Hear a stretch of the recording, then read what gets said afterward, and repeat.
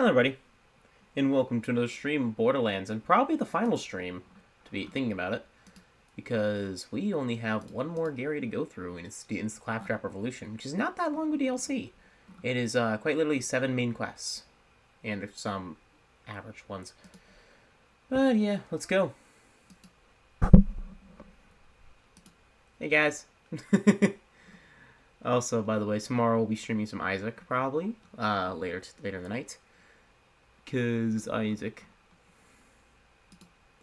But let's finish up Borderlands once and for all, shall we?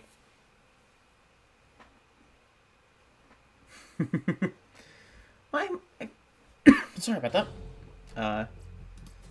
Alright.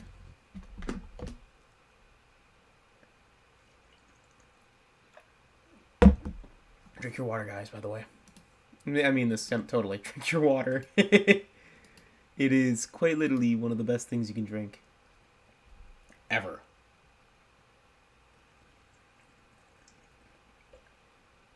And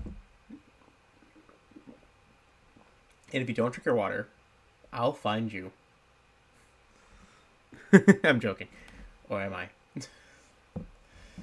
Anyways. Again, sorry for late stream tonight. I tried the Wendy's burger, the new the SpongeBob crossover. It just kind of tastes like a Wendy's burger. There's nothing really new about it, nothing really special, just kind of meh. Yeah, I mean, you guys tried it yet? It's I do have to say, if you're gonna get one thing though, if you're gonna get something fair, get the pineapple frosty. That's good.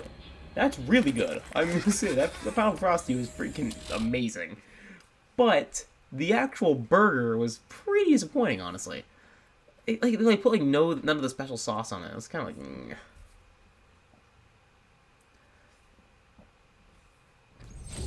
So it just kind of felt like I was eating just like a Dave single. Alright, not even a Dave single, just like their standard burger. Anyways, oh, I'm running away from the army. Actually, no, there are some quests we still want to do. I'll finish those later, after we do the next area. Because we still have to kill Cromerax. Alright, let's head into our final DLC. Tartarus Station. Repair broken Claptraps to find again additional inventory space as a reward. Also, excuse me. There. Cutscene? Cutscene? There it is. Our story began when the Hyperion Corporation decided they'd had enough of the treasure hunters. With the vault on lockdown, they had served their purpose, and now they were a drain on the economy. Why pay full price for weapons when you can take a 5-finger discount off the nearest corpse? I mean, Hyperion was looking to clear up the accurate. That's drain, Borderlands but 2 those action in a guys nutshell, isn't were it? one tough hairball. I thought you said the treasure hunters were the drain. Now they're the hairball? Well, yes, you see, the treasure hunters were blocking the flow of, and the grimy buildup of money and... This metaphor stinks. Shut up! Point is, I up! had a plan. Shut up back there. The treasure hunters could handle all manner of beastie, bandit, and battalion, but they weren't expecting the interplanetary ninja assassin Claptrap. And that's what it was. The end of the game was. This Claptrap was programmed to take our boys out indirectly, trapping, poisoning, spreading catty rumors around town. Lila said, "Yo, mama's." Limits. He was smart. Too Funny, so funny as smart. always. He looked around and didn't like what he saw. Claptraps being subjugated, humiliated, obliterated. What we call programming, he called slavery. So, he rallied his fellow Claptraps and turned them against their corporate masters. What started as a rebellion became a revolution. And take a wild guess who Hyperion called to clean up the mess. Us. Well, time for our standard stuff. Just kind of kick ass and chew bubblegum with our shotguns and rockets. Their high explosive ammo. Also regular bullets. Alright. This is my first time ever experiencing the DLC, so if I'm not doing it as optimal as you'd like. Batteries to power, turbines to speed. Ooh, I wonder what this does. Hey, Tannis is getting a cutscene. Dr. Patricia Tannis. Appears to be a brain. Look from off planet. Smell oddly. I've been here for years. I helped you. Okay. Patricia Tannis seems some parts of Builder into something. Head on to the Hyperion dump and search the Claptrap for parts and bring them back here. I'm Sorry. going to need a nuclear reaction to generate 1.21. Oh, hey, hello. I need a nuclear bot. What? I mean, hey. Terror Pavilion. Yes, I like that one best. Hey, you look like you're into experimentation. Maybe dabbled a bit in college. Head down to the Hyperion dump to find parts for my totally legit, in no way morally reprehensible secret project here. There should be plenty of scrap claptraps right up to the picking. Sure are a lot more of the buggers puttering around. It'll be easier than stealing candy from a dead baby. Did you get lost already? Oh, wait, whoa, what did I just get? What? Sorry. The incendiary guardian. The terrible bulldog volcano. Okay then. Sorry. Deathful rain. I'm gonna keep this but we could. Yeah, let's get rid of that. I don't know. I'm coughing now. I really shouldn't be. Not sick. I hope I'm not sick. Please don't be sick. I hate being sick. The worst feeling in the world. I freaking hate it. It's like the body's been hurting recently.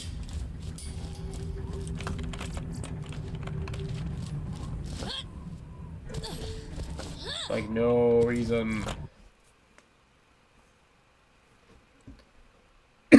Well, Jesus. Enemies are taking continuous corrosive damage. Okay, I just realized we're fighting claptraps. Fire ain't gonna do shit. Let's see. Let's see, what is a good gun? Let's try this. Let's try acid. Acid actually might do good damage against robots, so.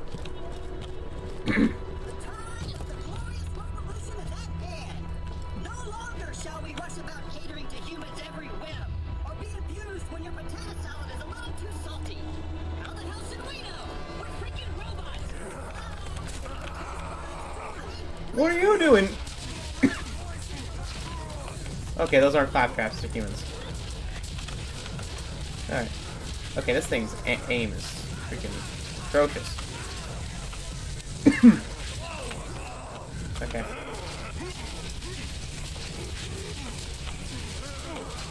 Just light you on fire. Use my own body to light you on fire. Got him on fire! Alright. Where is it?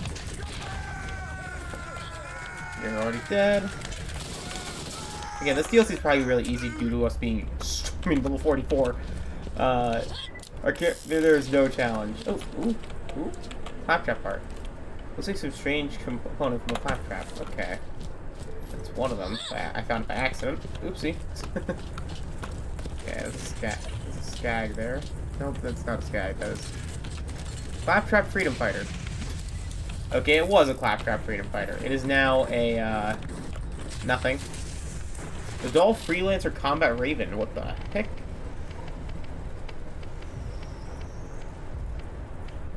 Combat Raven. 2 more bullets makes all the difference. Okay. Oh, it's an assault rifle. Automatic. Is that an automatic or is it a, That is better accuracy. This is worse than everything we own. Hyperion. Of course, Hyperion. Alright, how should I deal with these guys? Classic, loot everything while my HP just tanks it. Hey, Seth Lakes, welcome! How you doing, man?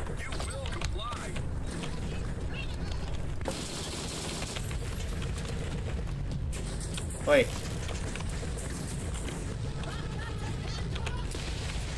Hi, Claptrap. Oh, there was a Claptrap there. Master Samurai? What the? Oh, I eliminated Tokugawa. Not the Tokugawa, the Imagawa. I got tired of the Imagawa, so I killed them all. And we basically we have 13 more provinces to capture before the end game. And I got salty. Very salty at the Hojo. The reason why, the Hojo, basically, the Hojo owned the black ship. What is with this game? Give me freaking... I'm taking this.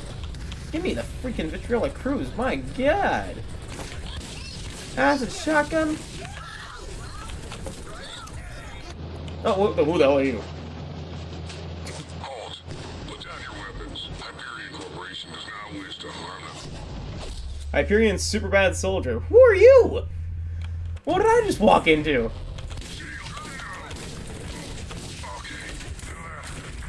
Yeah, it's basically gone. I just need, my only hope is to wipe out the Hojo and then take for myself. What the heck is with all these gold weapons dropping? Am I playing on an event? But yeah, I didn't even know that they spawned in. They never even gave like event saying, "Hey, just to let you know, the black ship was spawned in." Wow, this is very satisfying to kill this Claptrap. I know I joke around about it, but I don't hate Claptrap, but I can understand. I also think it's funny to say that I do. Again, I do not hate him, but it's also like he's the kind of the punching bag of the well, literally of the universe. I just don't think he's funny.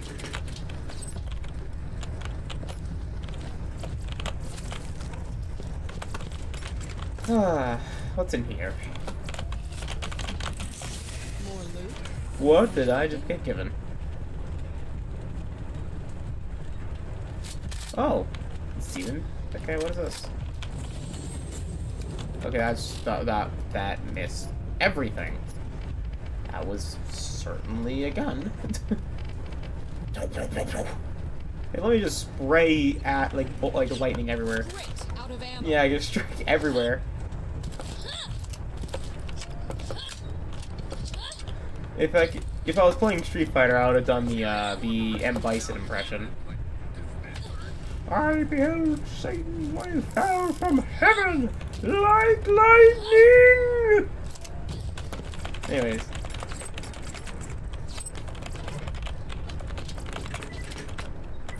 Oh shit! I just got a horse field. Okay, give me. Get off me. Okay, trash shield, get off.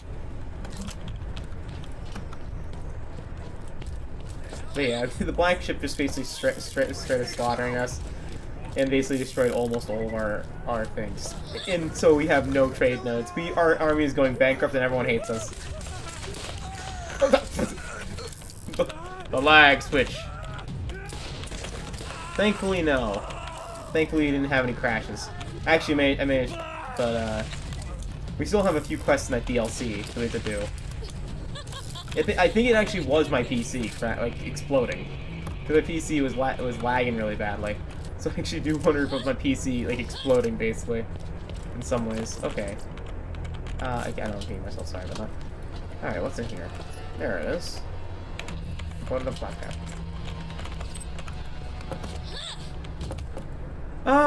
Badly.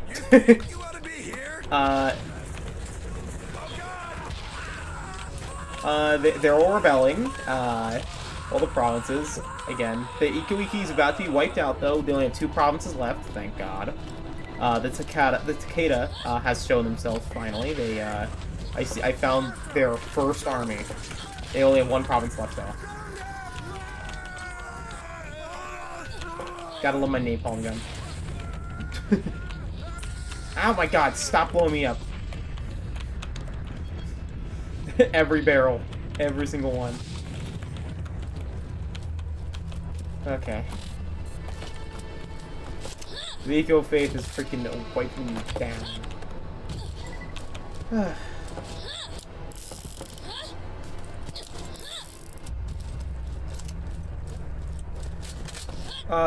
Hojo, I'd say, is the biggest threat at the moment.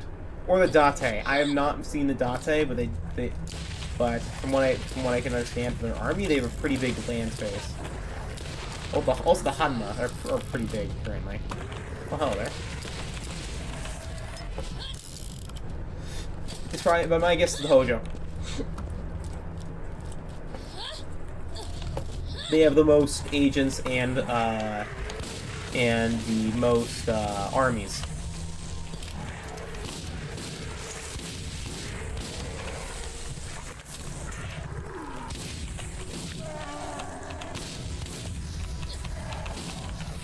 Oh yeah, take it. I just got to touch them and they die.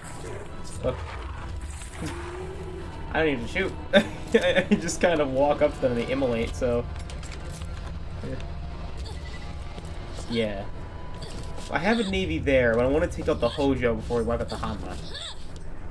So it's like, you know... Get them out of the way. You know? Oh, hi. Ow. Oops. Excellent, I'm on fire. Oh, freaking 8. You know, you can just...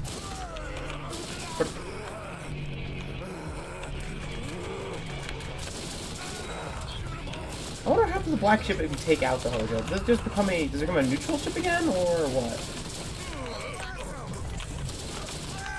Or are they, still, like, enemies? Or are they just disappear at the first time? Slap.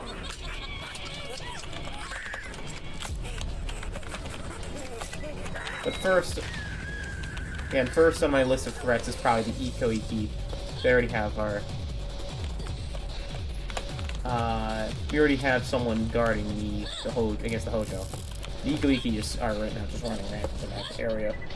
Due to the fact is that, for the people who went south to take out the rest of the Ikuki provinces right now being stuck taking down rebellions. How's light? Sorry. Sorry. How's life, man? Wow. Wow. Jeez. It's like I stuck my throat.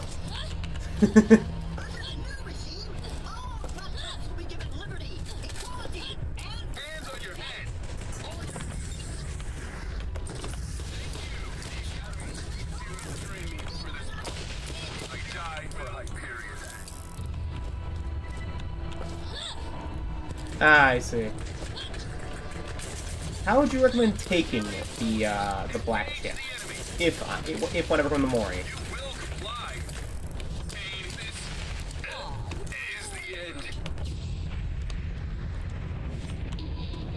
Just so I know in the future, so when I play, be like, okay, you know. Though I do know the next 2 games I'm gonna play are probably gonna be either Yoshi's Story and Resident Evil. Alright. Do I use Fire Kaboya, bomb with ships in particular?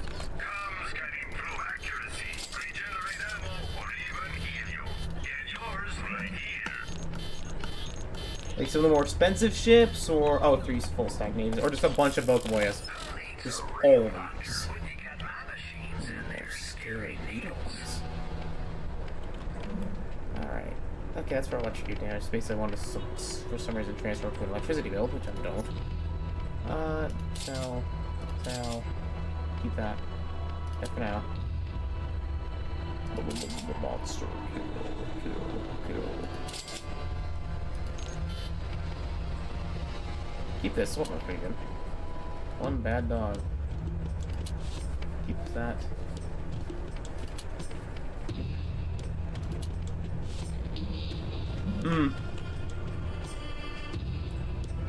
Okay. Medium and heavy bonus. Okay, got it.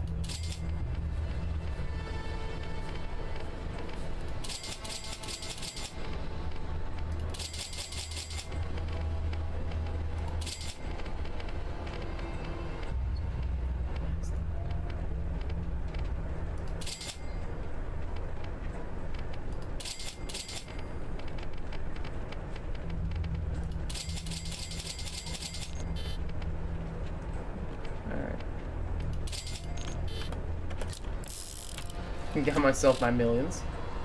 Seriously, $3 million. Lilith, the richest woman in the world.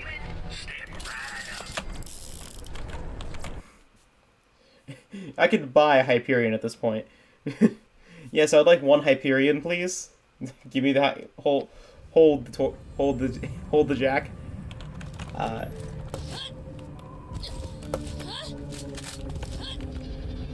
Yes, I did. I showed a bit more fleshing. Yes, we had a great time. Basically, for the first day, we basically just hung out, watched The Office. You know, had dinner. Actually, yeah, we made Old Bay fries from scratch, which is really fun. Then in the morning, basically, we hung out a bit more. We watched more Office. We went on a nice walk. Played Wii Sports. Not Wii Sports. Kinect Sports. And freaking found out the secret technique, the boxing minigame. If you want to win it every time, that's how you do it. You just spin your fists, and you'll become a immediate death machine. We also painted pumpkins, which is what I'm trying to boot up now. So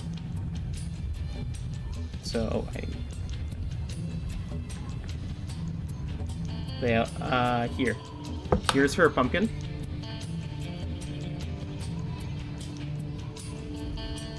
And here's the pumpkin I built.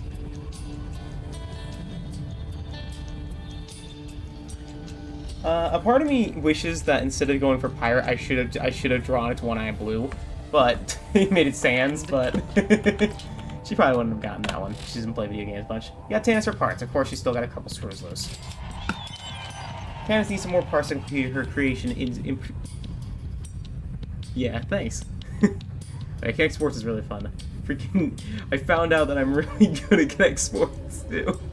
The Olympics minigame, the running one. I broke the record by like an extra 3 seconds. just running freaking at light speed.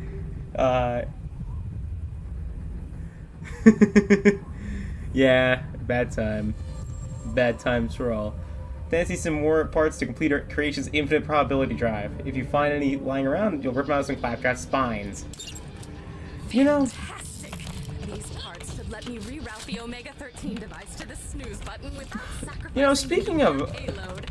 If you find any more, send my way. Yep. This is Mr. Blake. I'll mention it a Vice bit. President in charge of mercenary relations and tourism for the Hyperion Corporation.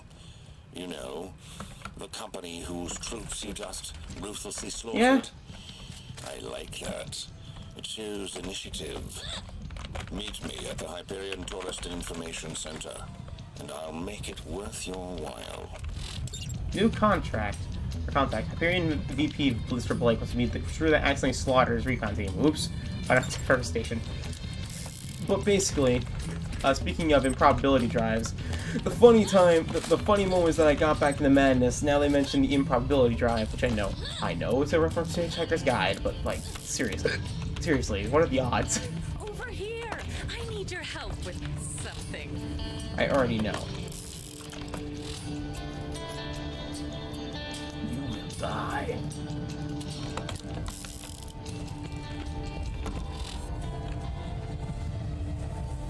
Oh, it's in town. Didn't know that. Hello there, good Seriously, friend. if you ever get into madness, watch the animations. Do not get into the fandom. It's basically like great animation series, amazing animations. Horrible fan base. Like, I'm talking about one of the most toxic fan bases that like you can find online. So do not interact with them. They are It is worse than Homestuck. Do not interact. I know. They do.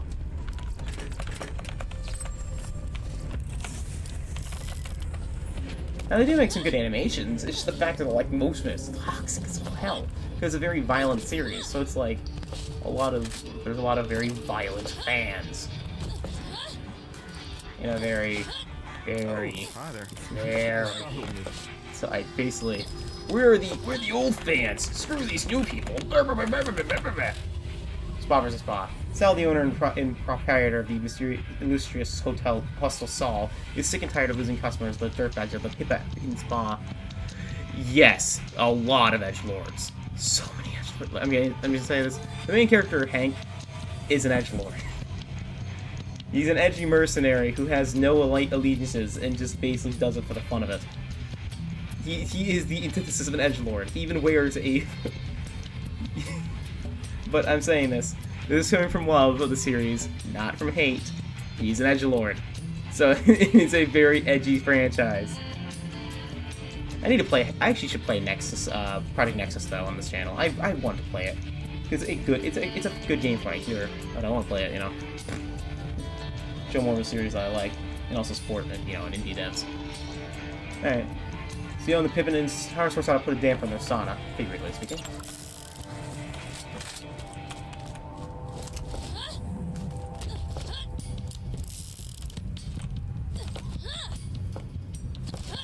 Basically, it's a very edgy series, so a lot of edgelords, yeah.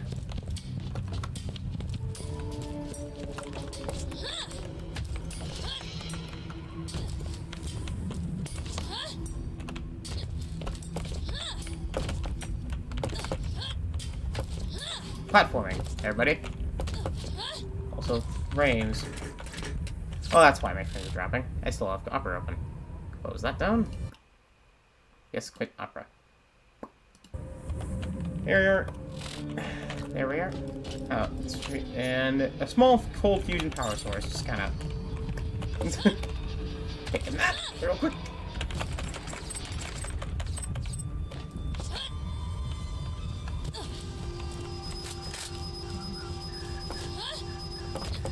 Yes. That is true. It's a big difference between a fictional edgelord and a and a real edgelord. The Pippin Inn is out of commission. Fortunately, the door in the sauna was on a power lock. Hopefully, they bought plenty of water.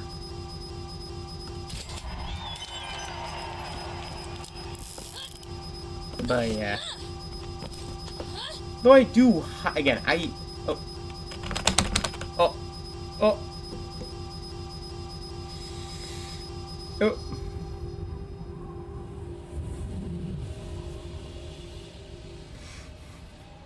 Not again. I am just gonna put my mouse in the keyboard and just play like nothing happened. I've got a job for you. Meet me at my shop. Okay, Marcus, what do you got for me? No, no. It almost did. It's a beautiful day on Pandora. Well, apart from the mechanical Armageddon. Marcus! Hey, the main man.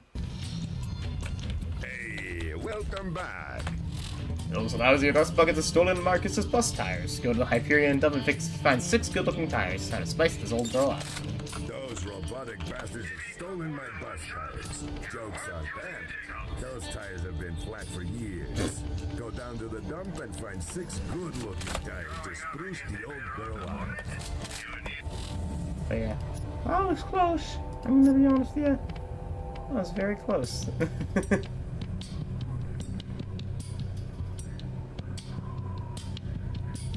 Yes, I freaking love Fallout. Heck, on the channel, I'm planning on playing Fallout sometime later.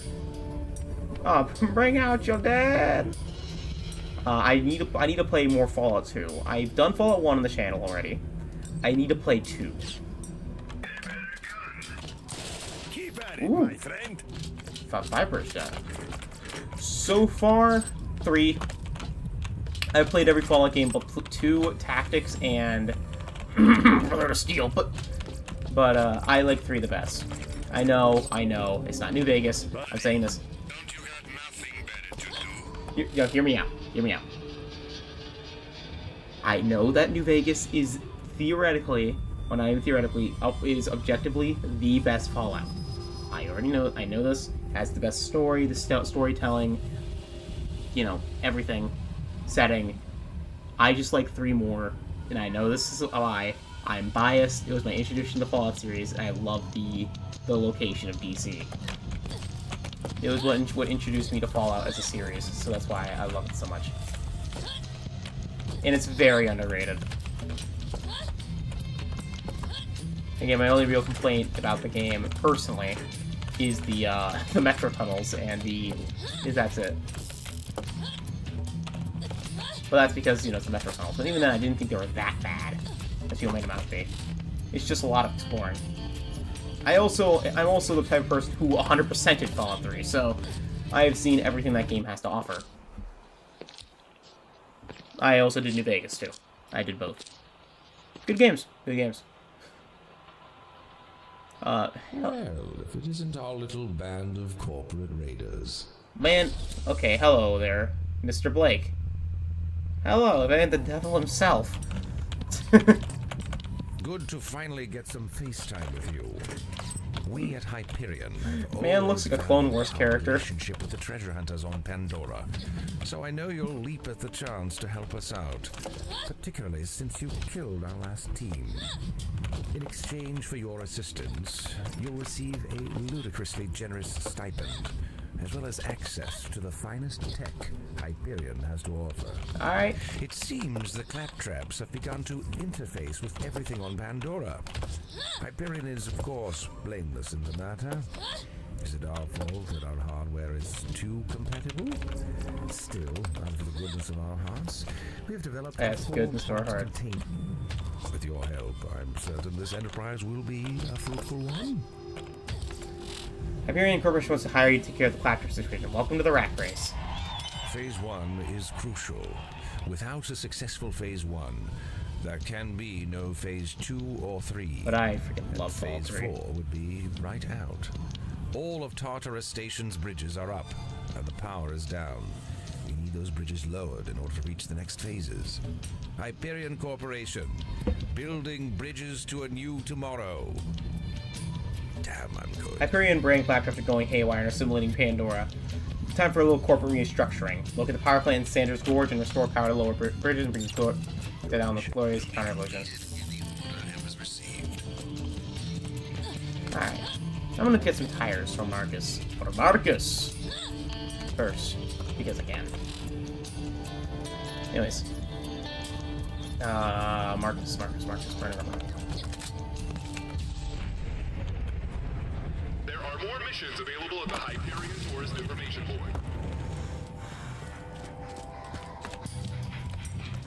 Fallout 4 has, honestly, it is a very good-looking game. I have my own problems with Fallout 4, mainly art style, artistic choice, and some of the storytelling, but that's me. But I actually really do like a lot of Fallout 4 as well. But that's also my personal opinions on Fallout 4. I think it's a great game. I think it's an amazing game. I just have some grievances with it. That's it. Horde of bandits has blocked out the path to Sanders Gorge. How can you possibly take them out? Oh look, huge freaking gun turrets. Fix those turrets and stick on the bandits. But I do like Fallout 4's setting. I think it had a lot of potential for me with this. I can see the potential in there. I think it has some great potential. You know, I think the Institute is a very interesting villain from a concept standpoint. But I kind of wish they went more with how they were kind of set up in Fallout 3 than they did with the more reclusive Institute. I wish they had more of the expansive Institute they had before in Fallout 3, where they're like very much known, and they would like come out in like these dressed suits, you know. That is cool. Yeah, that was cool. I do agree with that. And I eventually will play Fallout 4 as well. Again, I need to play 2 first. But again, before I do that, I'm definitely gonna play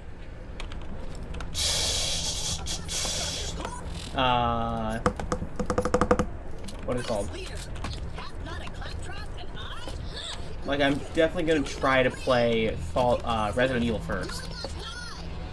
I'm gonna play Fallout 2, and that'll be fun.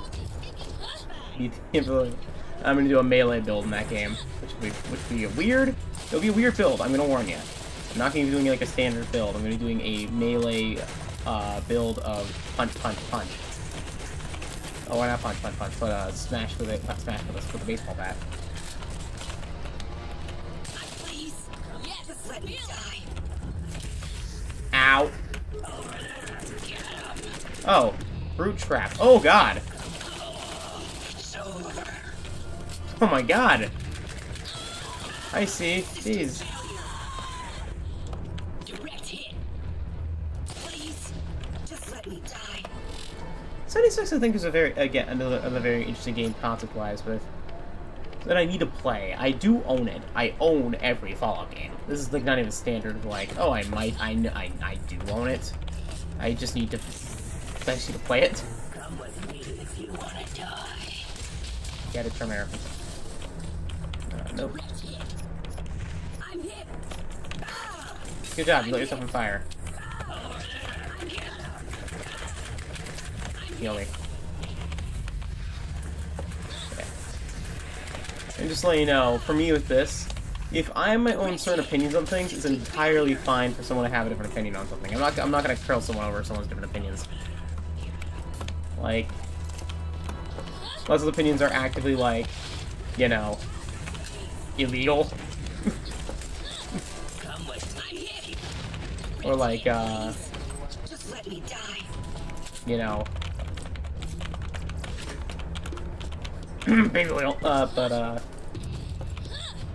if something like that, then I'll very vehemently, freaking, I will denounce them.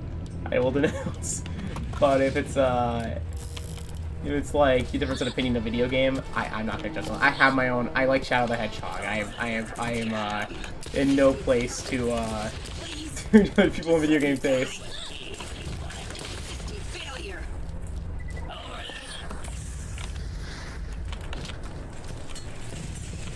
Yeah, that's basically it. Don't do anything that's illegal, and I respect your opinion.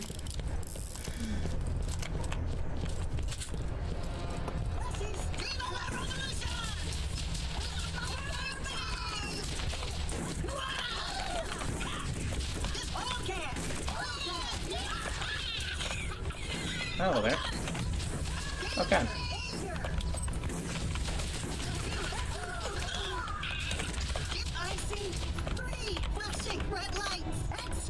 How many of them are there?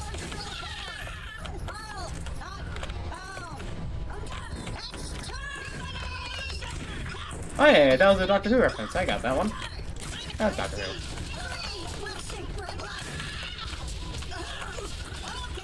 I need to watch more of it though.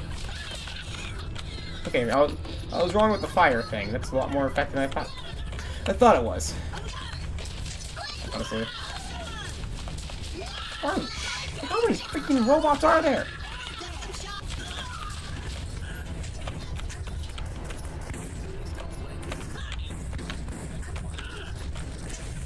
How do you like them apples?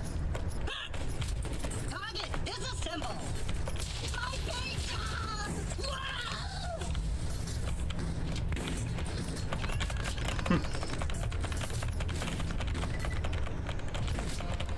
Black Myth Wukong, overall, I think Black Myth Wukong is from what I've heard, is an amazing game, while Helldivers probably will win Best Community Support.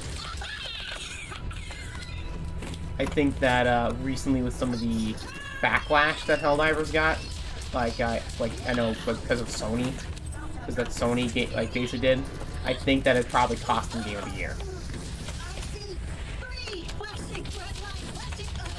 Now, that's my guess. I kind of hope Helldivers wins because I really want to play Helldivers, but it's some of the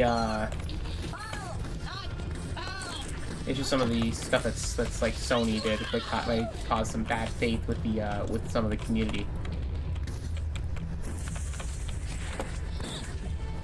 While Black Myth Wukong, I've heard like nothing bad at all about that, like at all.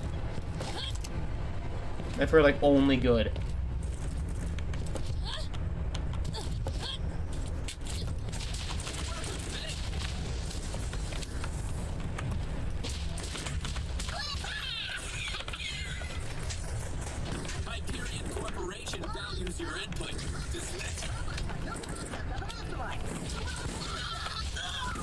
Now, I myself, I love Souls-likes, that too. I freaking love my Souls-like.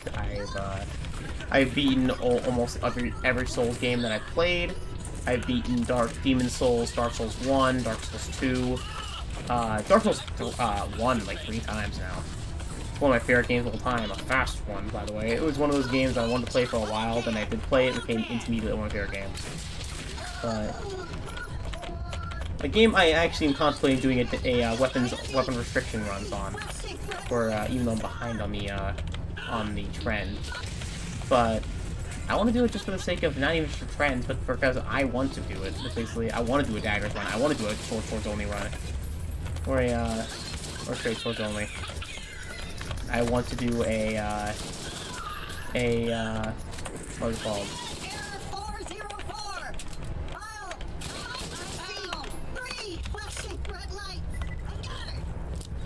Hero's good. Good game. It's a good game. What? Actually, funny enough, one of the ones I do own and have not played. I have not beaten Sekiro yet. I need to. It's a good game again, but I just haven't played it. That's it. Come on. Are you really leaving me hanging on to one enemy? One guy? Really? Really? Just the one? Okay. It's a game I myself, I've heard good things, and I know when I play that game, I am going to freaking lose it. Because rhythm games, Sekiro is a rhythm game disguised, from what I've heard. Oh, there it is. Clapfish? What the hell's a clapfish?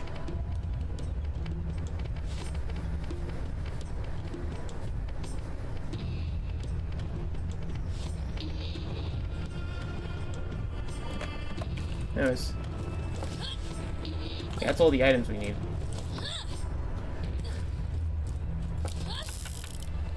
But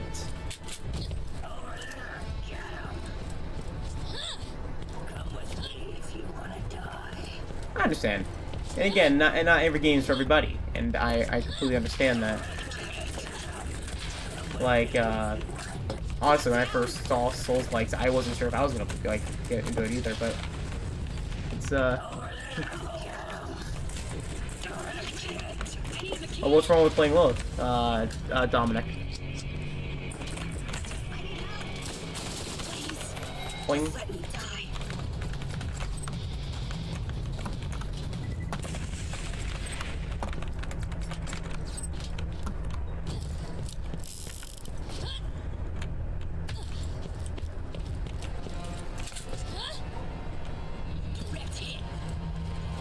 I'm planning on at least one day to try to do a playthrough with each character.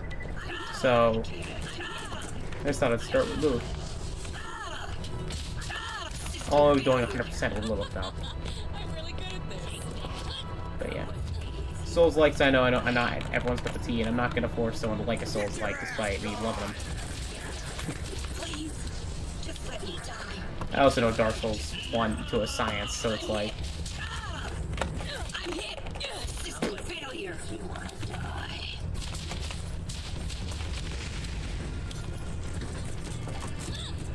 Where is an enemy?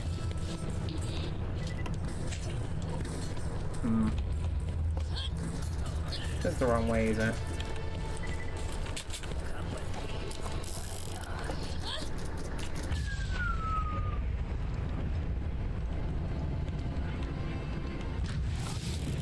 Okay, move forward.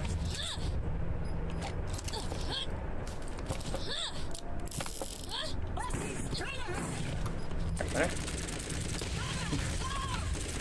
I love just instantly giving Claptraps into into Ash. Oh wow.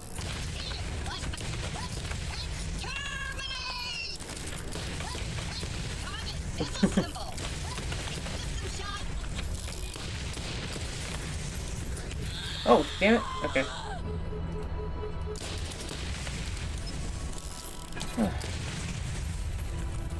Ooh, golden gun.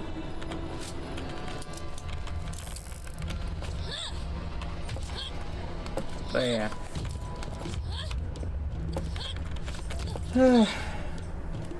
Hopefully there's more Elden Ring DLC though. I've heard that the current DLC felt like it was a like it's gonna be like a I guess like a launching play for other DLC.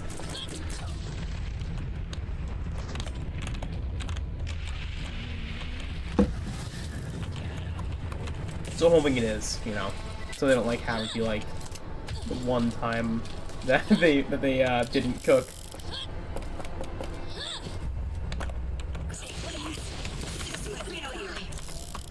It's kind of flat. Just let me die. Splat. Who shot me? Who shot me? Oh, I see.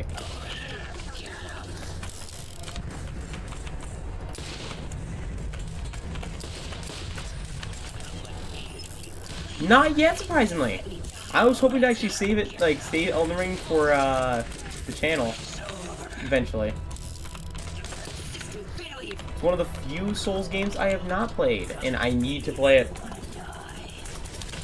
I also don't have a PC that can really run it, so it's like, you know. Logistically, I can't play it. I need a PC upgrade, which I'm hoping to get soon. I found out that I have to wait for that, so my ETA originally is going to have to wait even longer. There's a little thing called, I need a car. So it's like, I need to buy a car eventually, so it's either gaming or the ability to drive, the ability to go to work, so, you know. It's a bit of a toss-up, or my entire savings account. I could technically buy the PC now, if I wanted to, but again, that's my entire savings account, and I do not want to spend that all on a computer. So I can probably wait until next paycheck, and that's it. But that Black Friday deal, I can wait until the next Black Friday deals, because I got my Black Friday deals early, so I actually get the computers early. So I can probably order that when that's coming up, including Cyber Monday. Wait for that day. So I get my, because my job, I get free shipping to my house. So I've been ordering stuff in the app, and bought a computer, bought a new desk, bought a not a computer, bought a new desk, bought chairs, bought a crap ton of stuff, honestly, to be honest with you.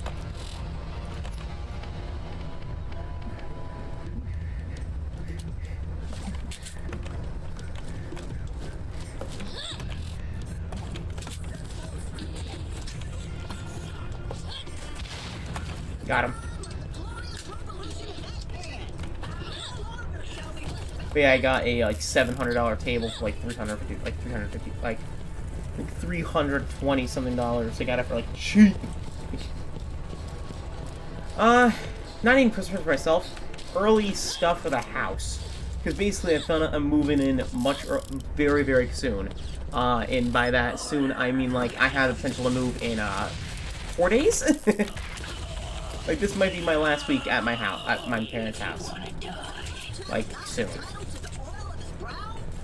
Like, I might be moving out within the week. Which I am ready for. I am excited. I'm really happy to be able to move and be living on my own. Excuse me. I just hope I have the ability to actually, you know, go back and forth for my job, because I do love my job. I do not want to lose my job. And you know, the thing is, though, I'm actually closer to my house. The problem is that I still have my license. Understand? Get out of here. Fantastic. You should be able to limit the invention probability factor to -42, which is a big deal, really. Fantasy's more parts to ensure yeah. Okay. Fantasy parts to ensure the protection grids holds under device's ecto-containment unit, safeguarding against total electronic reversal, which would be extraordinarily bad. Yeah, it's an entirely new chapter of my life, which will be big, honestly. This will be the first time ever I'll be living on a house I own, or a apartment I own. And by the way, Ghostbusters reference, if you didn't get it. Did you get lost already? It's just, I don't know how to personally, like, entirely feel about it. I'm really excited. But I'm also worried. Like, but I'm also, like, you know, worried, like, again, with, like, will I be good? Like, will I be able to, like, pay everything on time? I think I can. Especially with me getting really good hours at my job. And I know my hours will increase soon because one of the coworkers is coming back. But, like, from what I heard, my boss has to keep my hours in a certain range, which is what he's already at anyway. So I not really get an increase. Alright. That's the thing.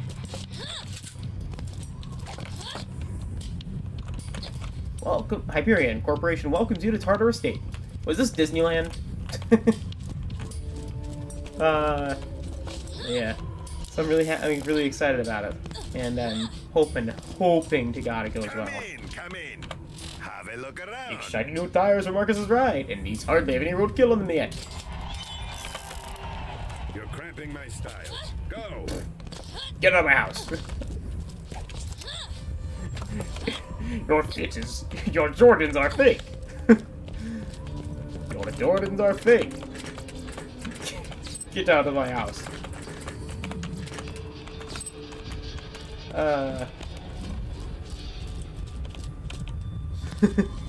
That'd be cool if Florida Fallout. You know, they're really obsessed. Like, do a Florida Fallout. You know, have it based on you know, you can still keep the radiation storm mechanic, but have it be like a hurricane, like a rad hurricane. Maybe have it be like flooded, like the Everglades. You go like overflow, like would be like over. Oh yeah, I just realized this.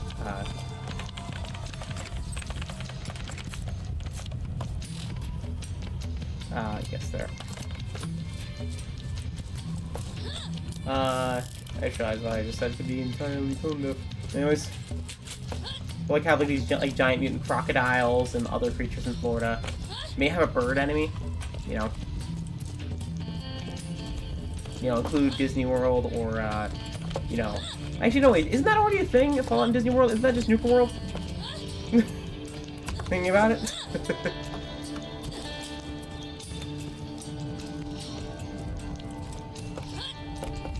Yeah, that goes what I was thinking. Yeah, really great time. Sorry, I went in Florida. I did not mean, I did not mean it to say that. Anyway, or to come off as a sense of. Okay, I know a lot of people are dying during this. It's like really messed up, honestly, in Florida. Like people are like entire towns are being blown away. It's actually really messed up.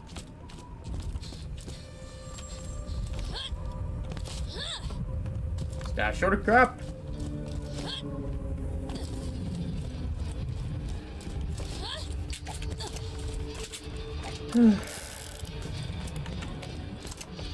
Yeah, it's like now it's like currently like one of the worst storms on record ever. Really bad down there, and I still wonder if it has something to do with the second moon that we have in our atmosphere. Because like if you know what I mean, there's a tiny little, basically about a bus-shaped object created on trapped in our atmosphere. Yeah. And it's basically going to leave around the 25th. And I wonder if that little thing has basically affected the tides at all? In such a way that it might have made everything, like, storms? Yeah. It's... how to explain that? You know, I remember hearing that in the news, that basically we had, like, a tiny little second moon with, like, a little bit. And it's going to basically be, like, stuck in our atmosphere a little bit and basically fly out, like, around Thanksgiving. Also, bye-bye, bandits.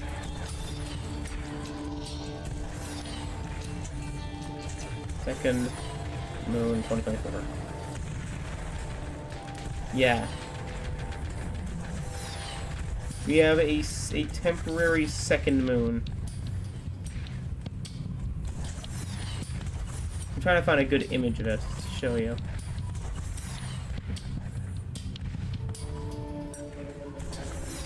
You like can't see, like basically it's like so tiny you can't see it in the night sky. Yeah. If I can find a good image of it that isn't a PNG, like, you know, or just, you know, the moon.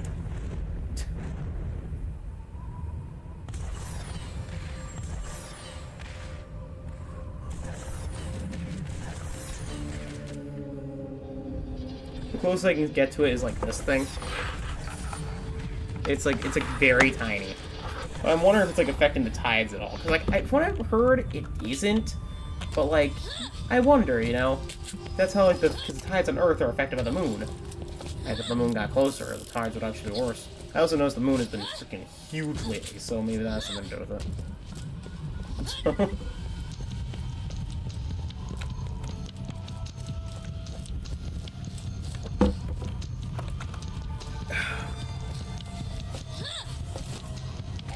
Also, fun fact, according to science, the moon ever actually got close to, and yet me either. About this clear, plus Victor Turris gave the canyon a fresh coat of pet paint. Hey, look. What should I put it into? Let's do more shields. It's the best. It's the most important part right now. Is getting more HP. But, I'm no astronomer either. TBH, but I do know some things. I collect little science facts. It's a bit of a hobby of mine. I mean, actually, you guys probably still know this by now. I collect little tidbits of information. They got it stored in my own library of Alexandria, known as the Brain. And I love sharing them. But anyway, so anyone's watching this new. This is one of my favorite ways of showing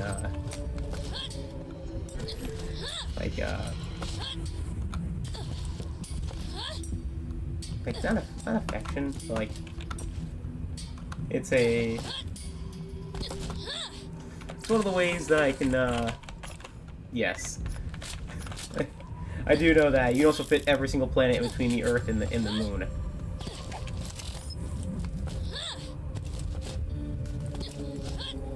In our solar system, not universe, our solar system. If it was the universe, I'd be like, how far is that moon? How big is the moon? How big is the Earth? But that point, but yeah, I won't. Hopefully, I just realized if it is a bit of a dark joke, by the way. Would the brain version of the Library of Alexandria be basically dementia or Alzheimer's?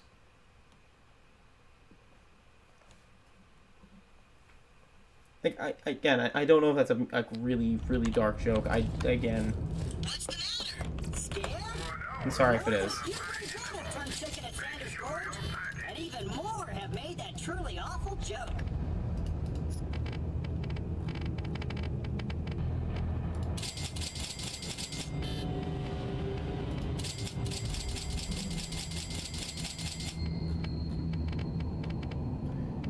Sorry. Sorry, that joke was really bad. I regret saying that joke, honestly. Like...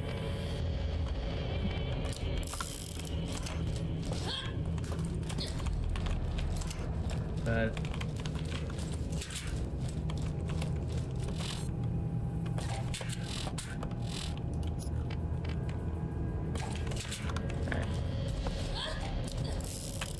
Alright, let's go kill ourselves, Claptrap.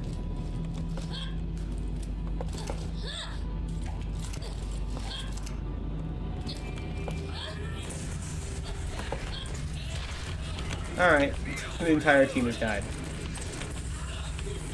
Oh, it's for you. Now he is. I love rocket launcher.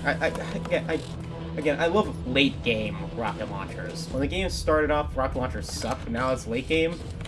Oh boy. I love multi-rocket launcher. Single rocket launcher? No. Multi-rocket launcher. Multi-napalm rockets? Ooh. Oh, there. Okay, crabs. Ow. Bye, crabs.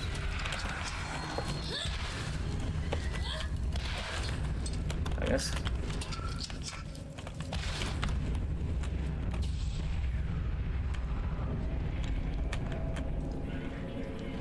Where am I?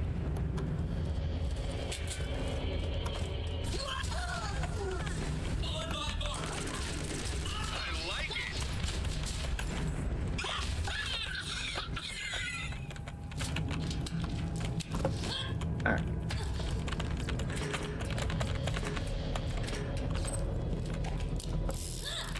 So,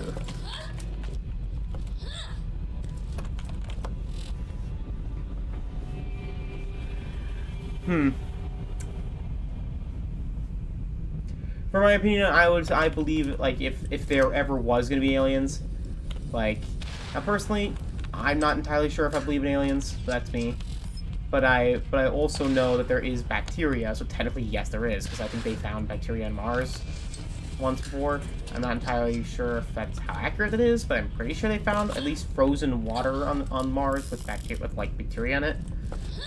So maybe, but if aliens were to exist, I'd personally believe in the rare life is a rare thing, and it's like, even sentient life.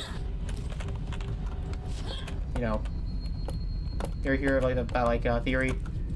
Essentially, life is extremely rare, and it's like not. And it's like in most like life in the galaxy, there'd be like animals. There's also the theory that basically that all the other aliens died.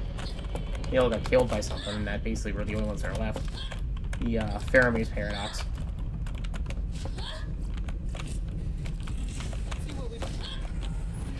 But I also know statistically there's a very high likelihood of there being aliens. So it's like, you know.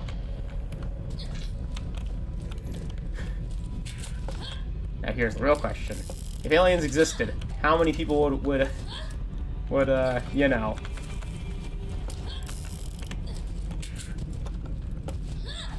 That's basically that's a question that my one friend voted up. If aliens were ever found.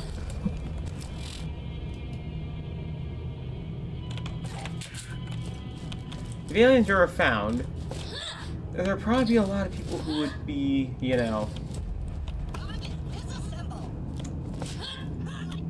dealing with the aliens.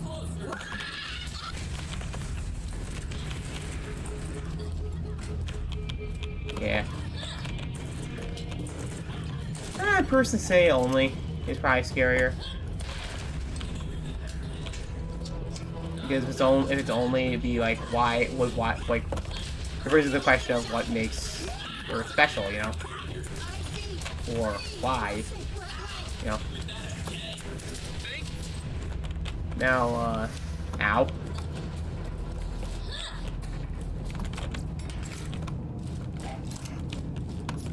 Oh yeah, keep trying to move those.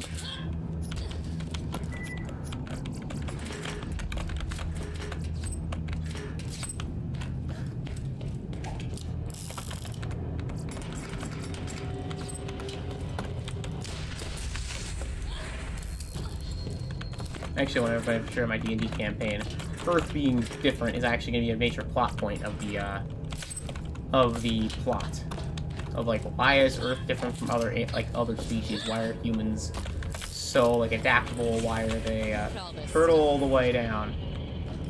Why are humans the way basically different from every other fantasy? Like basically, dwarves, they dig deep. They live on this like very mountainous range planets. Like why usually standard one biome. You know, understood. Mostly mountains, some forests. You know, very very hilly. Elves live usually depending on the planet, usually change genetic material. So, like for instance, say elf on like a planet with very each because they play my world in the mythology of it a bit with this campaign, fantasy wise, is Okay. ow. Basically, aliens are like, or planets are, instead of having like molten cores, they're basically just cores of magic. They're like these magical cores. Same with stars. They're actually the same stuff stars made out of, just magic instead of molten gas and that's again just straight up magic. Just so I can roll around. It's like, oh hey, how do druids work in space? Stars made of balls of magic. You know.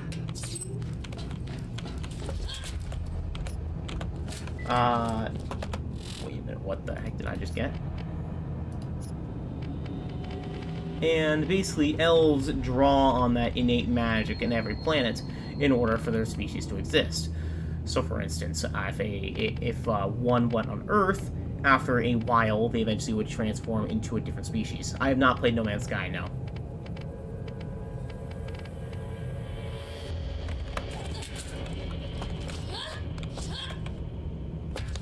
That leads to high elves being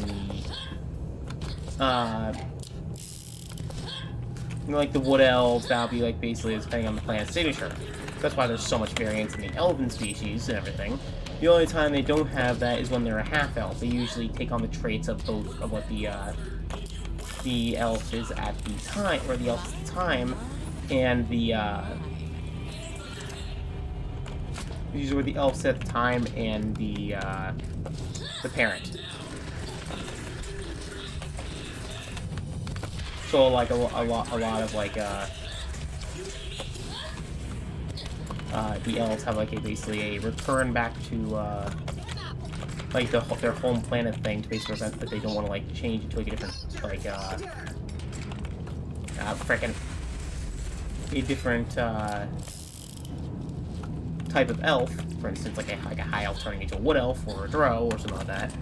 They would have to return back to their home planet for like about a week. Basically, reabsorb the magical energy of the planet and then go back out and go back out. Again, high elves being different because they are half elves being different because they're half elves and have like more of a genetic stability to prevent them from constantly changing. Yeah, I've been thinking of this lore for like a couple years. If there's any like changes I need to make or anything, but elf lore. The elves are going to be like basically like or at least the high elves are going to be like the main villain of the campaign because they're basically the rulers of the United like basically the how to explain it? Basically the Elven Emperor is basically going to be the Emperor from 40k. Lived like a billion years. Freaking old as crap, but is like stupid powerfully like magically powerful. So like he can like raise his hand and basically an entire planet will like vaporize. Like he has done in the past. But like well, it's not as easy as that, but it's like how propaganda basically makes it look, you know, like propaganda makes it look like he's much more powerful than he actually is. Because he can destroy planets, it takes a long time and a lot of preparation in a huge ritual. It takes like freaking like a week of like just pure like sitting there. And he's lived for like a billion, like for a long time, more than any high elf has ever done in the past and present. And like no one really knows why. And he is a very corrupt. Yeah. You can no more control the direction of a mighty river as it flows towards freedom. Unless you built like a dam or an irrigation system or something. Nevertheless, you must be stopped. So I brought some old friends out to play.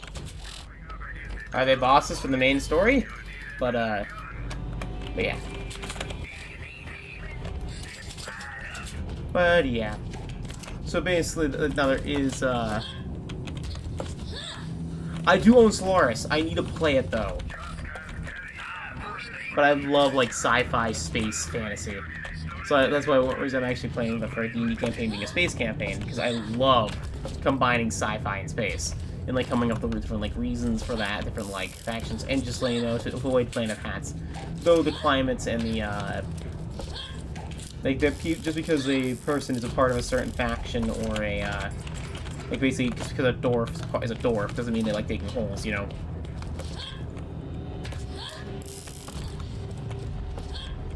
You know, it just so happens where a lot of their cities are built, and where like a lot of the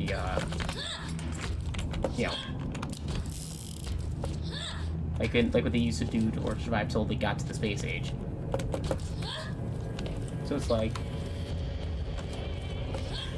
you know, like a dwarf could be like a person who knits, or like they're like knitting and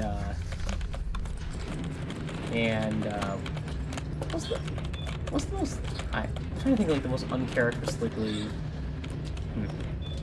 and like eating vegetables.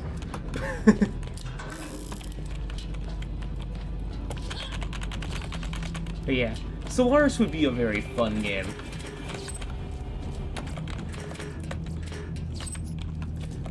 Just because the person's a dwarf doesn't mean they'll dig too deep. Oop. Alright, so what the heck? Oh, hello there. It... Nox? Wait, I'm back. Damn it. Nox trap. Ha! Depends on the dwarf. Actually, the dwarves are going to be a major player in that campaign. Same shit. Well, this chick in my head's telling me to stop your face. Where's the kills? My job is to advance. Okay, I'm going to kill this guy again. Back up flat. So... Kill that one and what Aim for the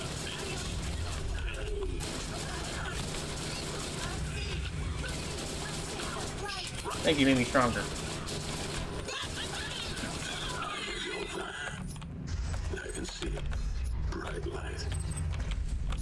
Blinding. Beautiful. Beautiful. No. Wait. That's just the sun. Shit. Is he gonna explode? A mere taste of the pain to come to enemies of the revolution. We are the Claptraps, and we are Legion. Viva la revolution! It depends on the dwarf, basically. Some dwarves are, now dwarves, due to their, you know, their hardiness, tend to resist, kind of, you know, like how Captain America is? Like in, like, where he, like, can't get drunk due to his body, like, being, like, super tanky due to the, like, we're not tanky, but, like, you know, resistant to, like, poisons and other things. So, and, like, that, and as a consequence, can't get drunk. Basically, imagine that for, like, dwarves. Dwarves have poison resistance in D&D. So, they basically, due to their body's genetic makeup and how their body works, they have slightly more, they are very, very hard for them to get drunk, unless they are really, really, really trying to. That and Dwarven Ale is, like, lethal to other people. Unless they're, like, have a really high tolerance and drinking, like, tiny, tiny little shots. I mean, like I'm talking, like one squirt of this. Like, it will probably kill you. like that, like a tiny little squirt of, like, would probably make you instantly just, like, hammered, and if you drink more, it will probably kill you.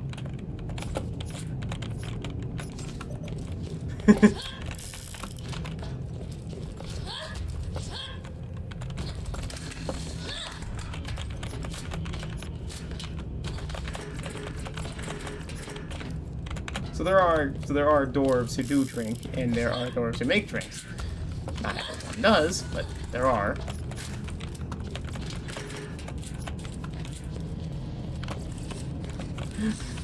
Note to self, do not consume Dwarven Ale. Your liver will thank you. Immediately sips it. He's like, here, take a sip of my drink. Okay. Liver failure. Outstanding. You managed to make possible what my team thought impossible. Way to capitalize on lowered expectations. Head back here so we can execute phase 2 of Operation Claptrap. Alright. I think the thing that inspired it, though, like, personally, is a bit of Warhammer in its space, like, fantasy type thing. Plus, like, bit of that, and, I'm trying to think what else inspired it, really. I mean, of course, Lord of the Rings, you know, that's Lord of the Rings. D&D, and, like, my little sci-fi. I also think a bit of Mass Effect, too. Oh my god, they're also been claptrapped. Why are they turned into the Borg? Yeah.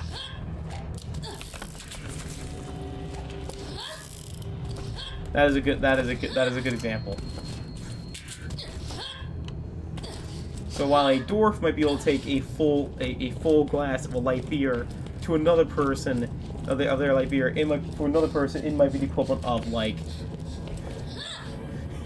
about a full bottle of vodka.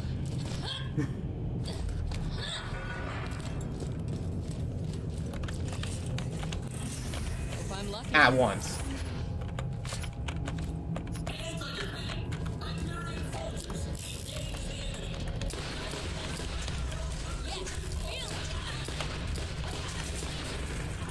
I just to think of some like things for like what they eat and other things.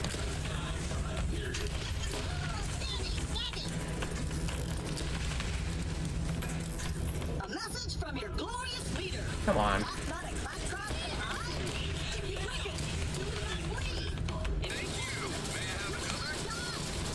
course we don't, because I mean, we're better than all you stinking flesh bags. But if you blow us up, yeah. shall we not revenge? Viva la revolution! Yes, it is. It is highly illegal. The only like and I'm gonna say they're kind of like the Empire, so a lot of things are illegal. So like, so it's not like it's like you'll get your like spacecraft impounded by the High Elven Empire, because basically there are the four main factions that make up the High like the main group. What else? The High Elves basically use the, like, or, like, the, actually, you know what? The dwarves, basically, no. I'm trying to think of it. Basically, High Elves are kind of like the governing body in the main say of the Empire. They are a bit, they're the ones who are in control. They basically have the final say and kind of listen to the other people who kind of act as an advisory party, while being basically assimilated into their empire and then acting kind of as advisory.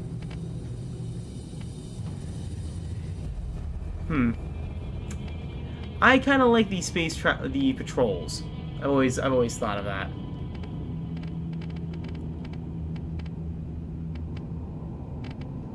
Or that like space travel is very heavily regulated usually.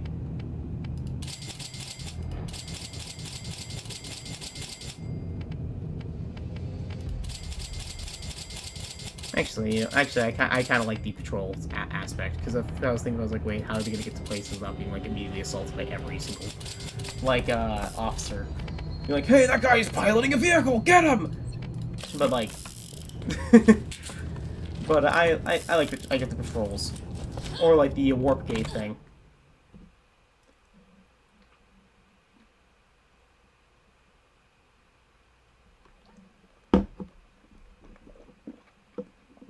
Basically looks at that. Dwarves are basically a puppet faction. The dwarves used to be actually in full rebellion against the Empire, but due to events that happened in the campaign, the king died. I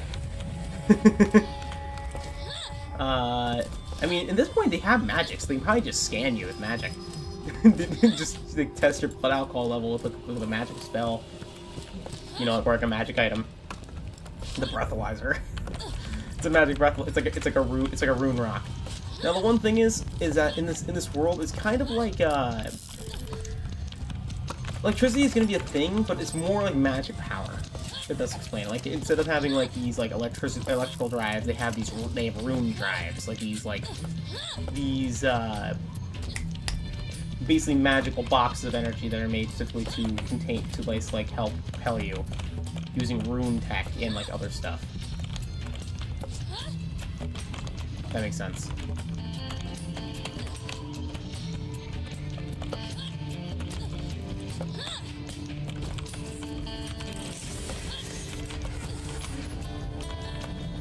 Yes. I would say yes and yes. When they are legally considered an adult. Except if they're a dwarf, which in that case is just water.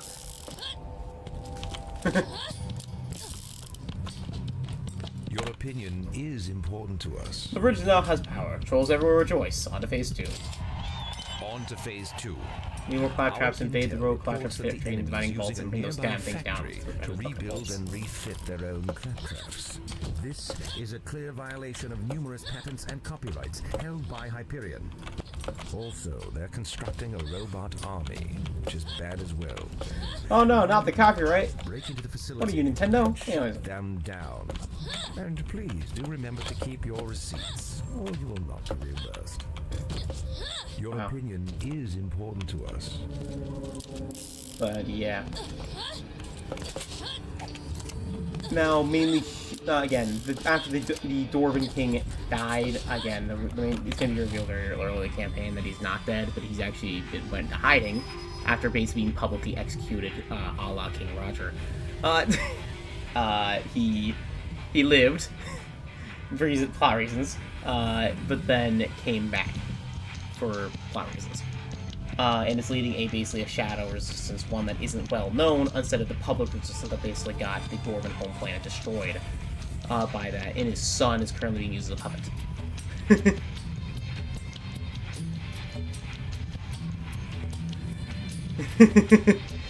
Old technology.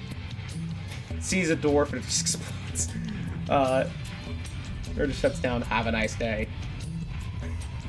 But basically after that, he basically took the son in as like a puppet king, and he's like basically using his son as a way to manipulate the Dwarven populace. Basically, is like, here's your hero king, the son of your hero king. Like, he's like really like look at me, like basically a PR move, like basically being like the emperor's adopted son, like in quotes, about being like a PR move to basically keep the you know, like a lot of the population in line for them blowing up. It's like, let's see here. Yep. Okay. Here, sees a like what's like a fan? What's like a sees a fairy and is just like, nope, you get out of here. There is no legal age, drinking age for fairies. You'll just instantly die. That slimy puke Sal has gone too far. Pip, owner of the Hotel of the Night, far nicer. Pip's in spa wants revenge. Shoving garbage in hostile Saul's food and delivery chute would level the playing field in the resort wars. The wild and dangerous Claptrap has been sighted out in the Sanders Gorge. He killed his foul red and white robotic menace and claim a delicious bounty.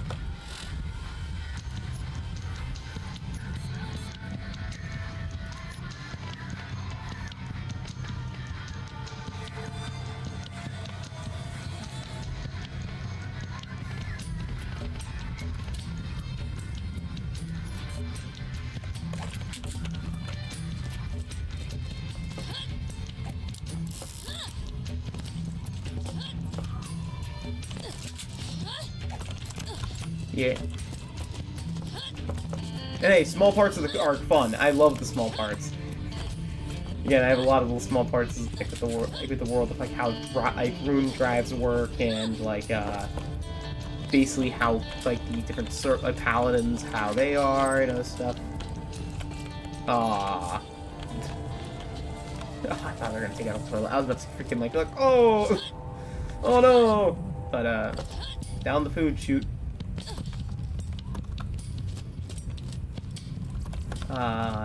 Basically guns do exist in this world, but they aren't like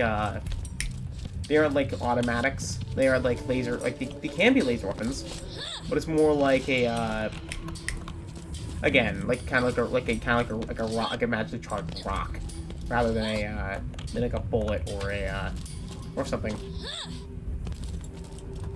Like basically bullets exist, but like the laser weapons, it's more like a magically charged rock that basically spits out a giant blast, a kinetic blast.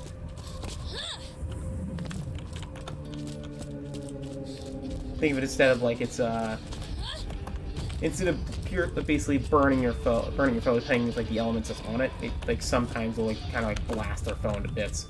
Think of like the guns from Treasure Planet.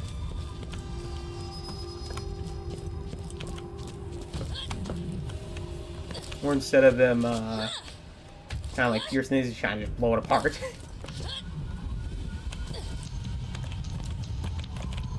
Okay, where the heck am I going?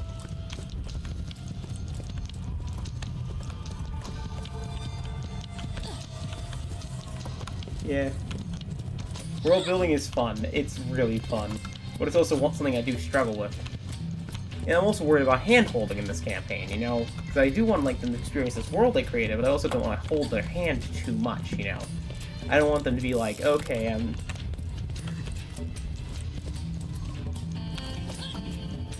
What?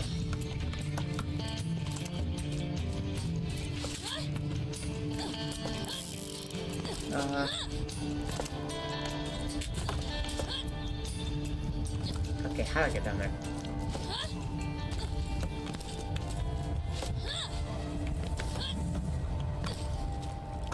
Okay, how do I get down there is the question. How do I get down the food chute? Yeah. My,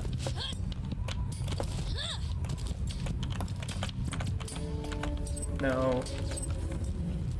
Yeah, if I'm missing something, let me know. I probably am. No,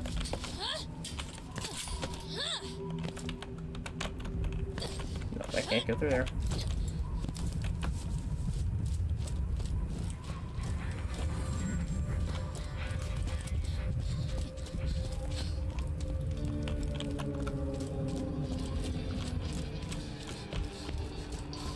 Yeah, I don't want to do that to, like, my players, you know.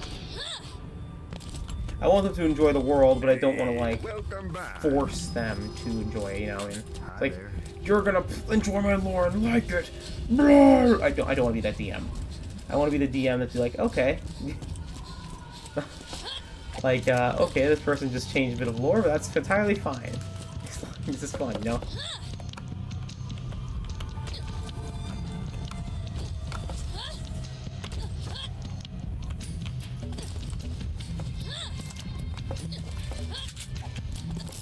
Now, the main way I'm gonna do it is like this.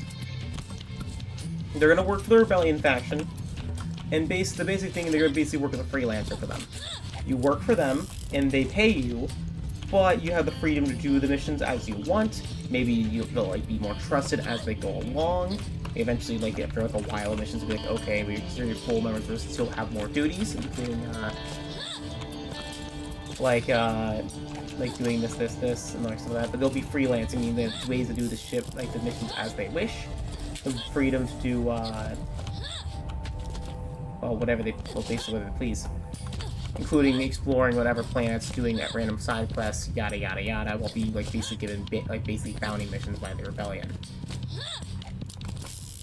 Kind of acting as operatives. You know what I mean? Sound cool?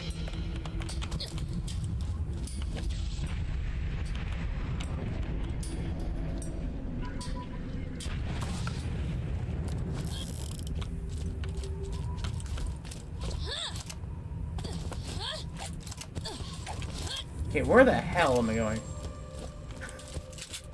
Sorry.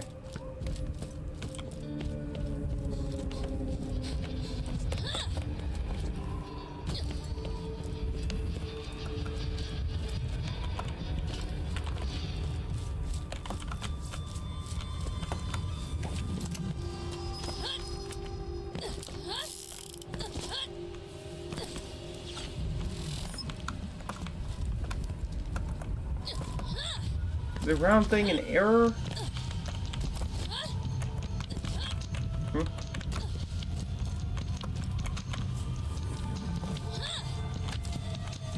There's Sal hostile. Maybe there's a thing I'm missing? Ah.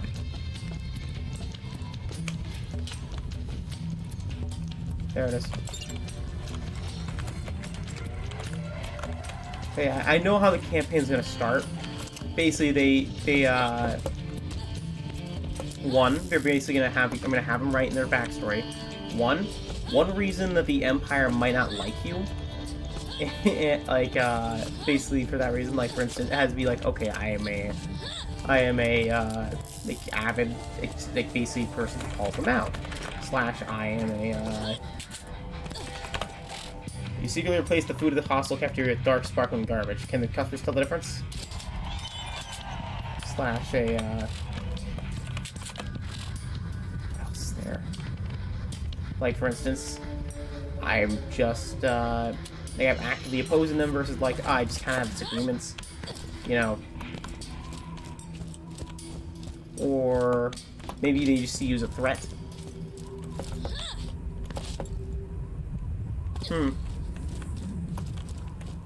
Okay.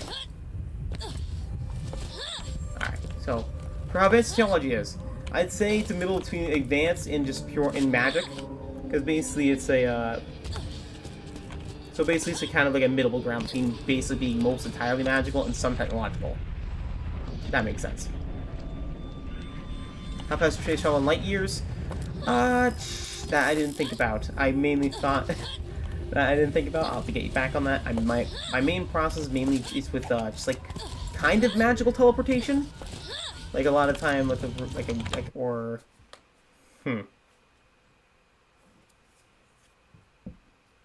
But there is technically teleport isn't really a thing because it's more of like a just like why use a technology basis when you can get like a drive that like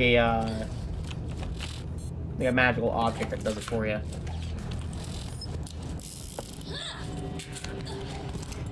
And technology gives simulations that can't be told apart from real life.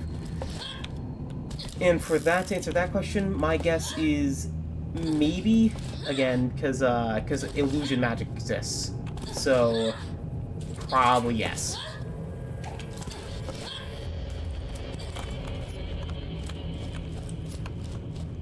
Again, these are good questions to know. I'm gonna say, I'll have to write these down. But yeah. The speed is the question. That's a question I'll have to think about.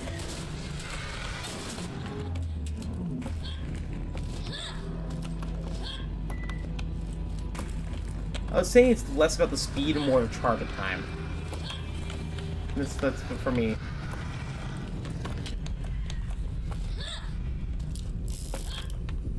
But that's like my personal thought process. But like with like the best instructions I can give with like how fast they can go. Like it's like that the like they basically oh hello.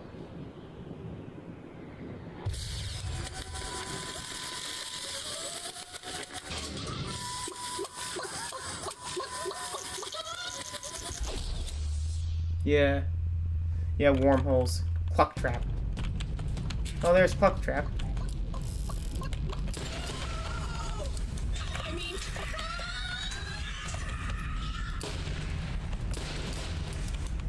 There goes Claptrap.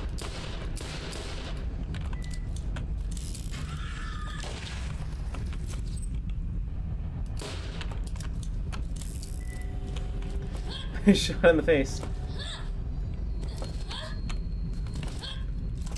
But again, it's basically like a lot of the thing was like sci-fi technology that could be there is basically replaced with just like magic items that do the same thing, just on a massive scale. So instead of having like an engine that like burns you, that pushes you forward, it's instead like a magical room drive that basically that uses magic to basically push itself forward, probably absorbing magic from the surrounding area, taking magic from like nearby stars or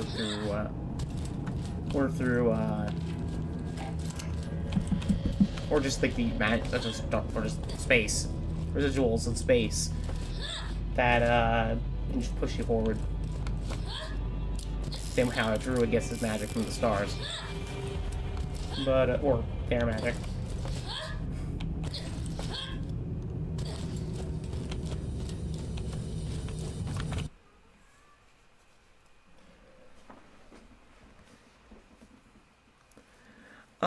I'm thinking probably Starfinder if I was gonna run it. I'm gonna have the book right here. Probably this. Because I know Pathfinder 2 pretty well, but I also am thinking about maybe D&D, because even though D&D doesn't really have any mechanics for like gunfights and other things, I also know D&D the best. So I know the best, the one I know most about. That's the big difference. I don't know Pathfinder as well as D&D, but I also love Pathfinder a lot more, so it's like flip-flop, you know?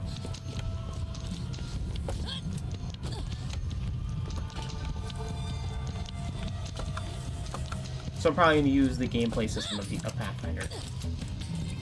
Just my own personal enjoyment. And for the gameplay, and for, just for fun. You can cut up the Claptrap. Now, what do you want to get? Do you want white metal or dark metal? Haha. Yeah, I know. But the thing I like about Pathfinder a lot is that you don't need the homebrew. It actually does the homebrew, like a lot of the big homebrew rules that are like already homebrewed, they're standard rules in Pathfinder. Like multiple actions, the ability to, Yes. I'm not going to create new classes for my own sanity. Though, like, maybe there'd be some tweaking. Like, for certain ones, I would have to explain some backstory. Like, for instance, sorcerers aren't a natural creation.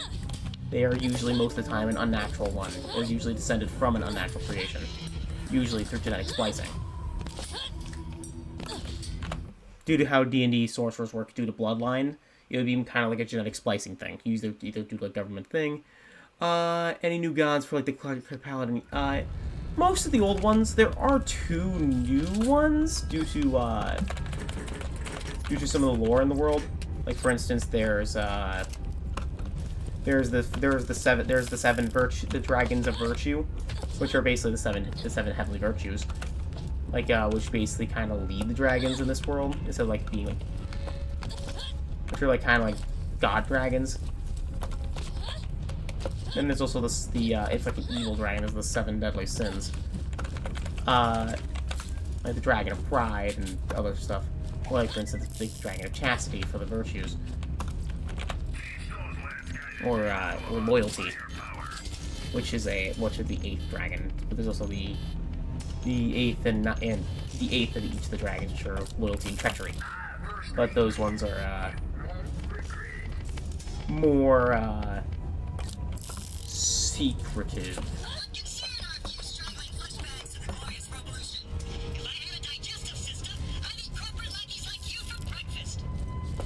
Like, basically, it's like unknown if they exist or not. But I also know there's also the gods of order and chaos, which are basically, it's like their literal names are order and chaos, which are neither of them are evil, but they're like kind of 2 sides of the same coin. I'm still considering whether or not they should exist. That's the main thing. I'm thinking that they've slowly turned into the 7 heavenly virtues, but but I also kind of like them, and I kind of want to keep as the creators of them. But basically, like, they're 2 sides of the same coin. Neither are evil. Like, basically, a order can be just as dangerous as any chaos. You know, that sort of thing. Chaos is freedom, while order is, you know, rules with that. Both of them basically are the creators of or they're not really creators, but like the managers of the universe. They basically are the ones that like kind of like keep things in check. Like, chaos gives freedom, while order makes basically like Mother Nature. Other things, basically stuff that holds nature together.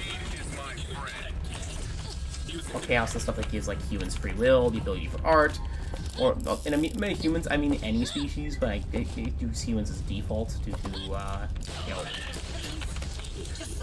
me being human. So, like, basically the ability for art and other things.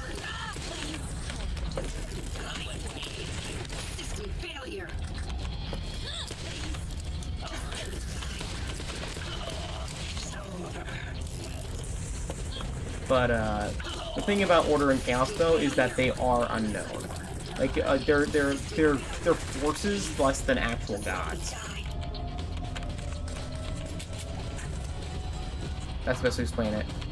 Order and Chaos are more like forces that have personifications and less actual beings. Kind of like Nyx in Greek mythology. And, Rebus. Or Erebus.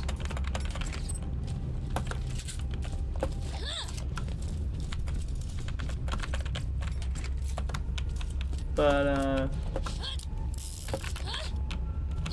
yeah, most of them are And also, there is a few other ones, but they're plot reasons. Like, for instance, the Dwarven King is recognized as a god due to him being elevated to, basically, due to his martyr status, been elevated to, like, basically godhood as king of, like, god of the Forge. King Aethys. Which is, I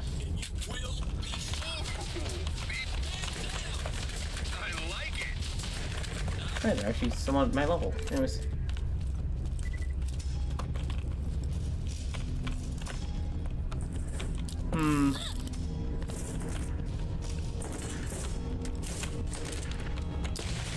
Of the dragons? Or Order of Chaos? That is true. I could have that be. But I always, like, made it so, like, yeah. That could work.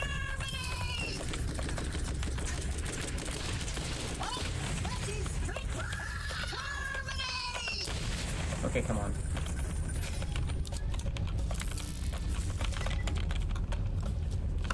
I've only...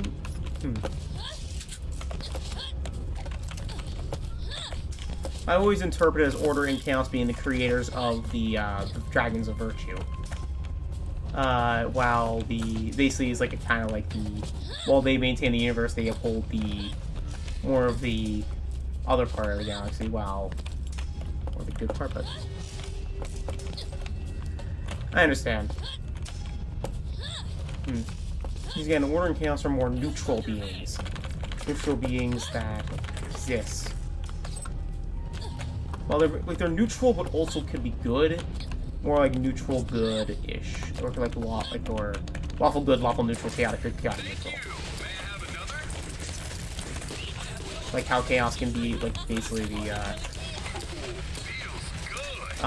basically like art and freedom. It can also be basically the disharmony and the ability to do the free will to do evil. Order being like, you know, peace and in like tranquility, and the means to neutral is an alignment, but also because you kind of fit them as, you know, being actual personifications of law and chaos. You know, if their alignment isn't that, that's probably lawful neutral, chaotic neutral. Also, this revolver is straight up just mulching these enemies.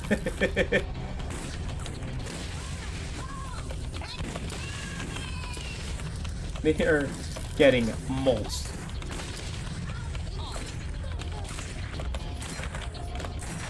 Hey, they're firing their own grands. That is a good way to show them.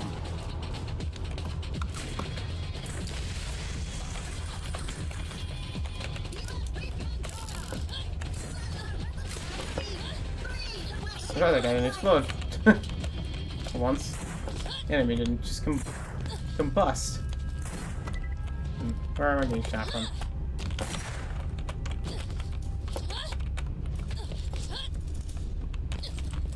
Now, chaotic.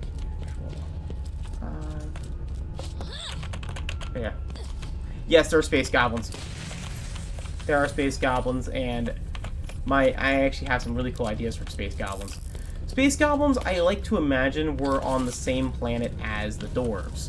They're one of the few, like basically they're born on the same planet. They're kind of like they both exist in the same thing. But when the dwarven homeland was or in the same space, or in the same space area, basically the same solar system. So when the area was destroyed, goblins kind of just like took over where their homeland was and kind of like mined it into a. Actually, I'm trying to remember what the original idea was. I did have an idea from them. Basically, is like kind of like with a them losing their homeworld. That's it. Damn it, Claptrap! I'm a doctor, not a mechanic. Damn it, Dr. Ned Trap. Time for your checkup. Look out, there's a thing there. I'm hurt pretty bad. I'll be back. Oh. Like if I'm, something caused them to lose their home planet. Actually, I know what I remember what it was. It wasn't the dwarves. They raised their home planet. Like, basically, is like, because, you know, dwarves are more on the chaotic evil alignment in D&D. Though not all goblins follow that. The goblins basically raised their own home planet. Usually through, like, nuclear infighting. Causing basically, like, a political split. There's like basically the ones that decided to like basically kind of like move back instead of being like, okay, like our planet's gone, instead of like us basically being like, okay, we're just gonna stay here, basically stuck in the past of us being with this big empire that's split up. We'll instead be like, okay, we'll basically stand here. And then the other ones are like, nope, we're gonna stay in space and kind of just like raid like basically pirates. So yeah, you have the two factions of the Goblin Pirates. Oh no, I got Goblin Slayer. I get it. I'm hip with the anime. I get it. I like to imagine that it was like similar to the brutes from Halo. They kind of just like destroyed themselves. They due to an infight, and they used to be kind of like a major like player faction. Used to be kind of this. Like they existed. Basically destroyed their own homeworld due to infighting and everything. And some of them integrated society, other ones basically formed different banded factions of space. That's a better way to explain it. Instead of going more into the detail of that. They form many different banded factions of space, creating like this web of like goblin camps all around space. Basically they would raid space stations, drive the inhabitants out by killing them all, or literally throwing them out into outer space and taking it for themselves, building ships out of scrap and throwing them at enemy vessels. In fact, they are one of the few vessels I actually created for the campaign and actually have test runs. The best way to explain it, they are, you know the kamikaze pilots from World War II?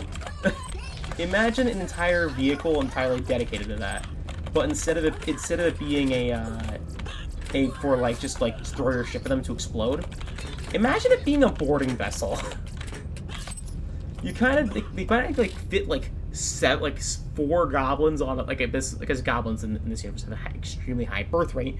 Because they're like short lifespan. They kind of just like fit 4 of them on a ship made of scrap. It's basically just basically an encased ball with a little viewport, like a little exit port in the front, and a giant engine strapped to the back. And they just kind of just load them in these actual carriers and basically shoot them at the enemy ship, piercing their hull, like basically fusing the hole that was made, and then the goblins pour out of it. It's probably more than 4, probably like 6 goblins, but like, you know.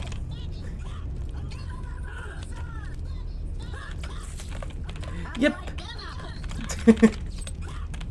Yep, basically. He watched over you because we care.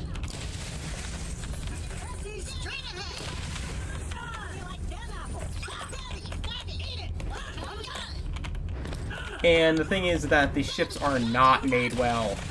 In canon, they are not made well and are very prone to exploding against the ship's hull or against, like, any form of protection or armor that a ship has. So, like, they really only go after civilian vessels, or, like, for instance, like, huge, like, basically space trains, or, like, things that go through their lane, because, again, goblins aren't the smartest creature in D&D. Though, actually, they are pretty smart. It's that they, actually, the best to explain it. They're smart, they're just not necessarily wise. It's like, yeah, we loaded up a ton of our people in a basically a kamikaze vessel to throw them at an enemy ship. Yeah, we have the necessary technology to build this. We just don't have the thought process to think that this might be a bad idea and inefficient. You know? Basically. They're smart. They're just kind of reckless. The best explained.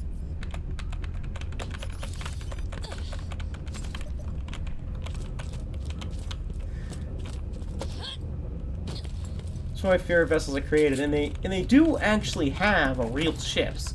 That's one thing that's like kind of like I don't want to be a misconception. They have real ships. That is just one of their own created ships. That is like their basic fighter, if that makes sense, or boarding craft.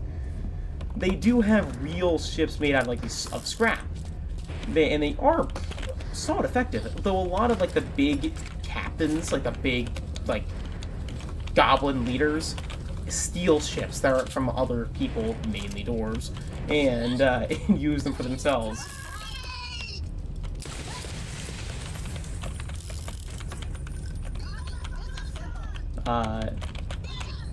Due to dwarves having like due to certain things, having usually very, very, very well-built warships.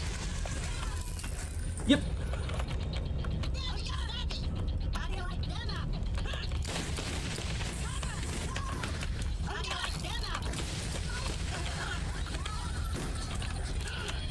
Don't mess with goblins. They'll throw 1,000 people at someone before they let this target get away.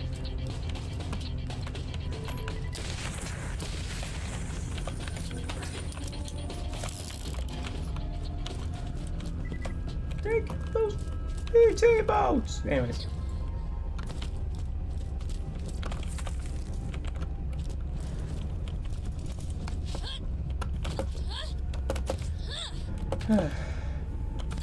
But yeah.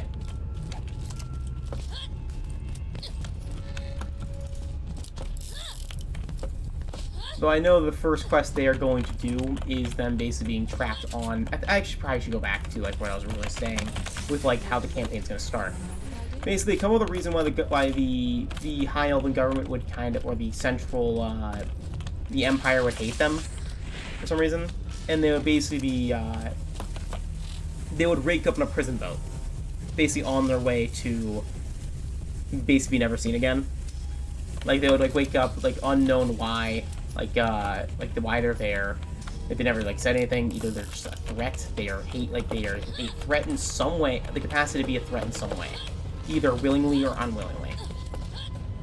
You know, because the Empire is evil, they take out any like threats before they even are known, and basically drag them out to the outer rim of the galaxy where they're never seen again.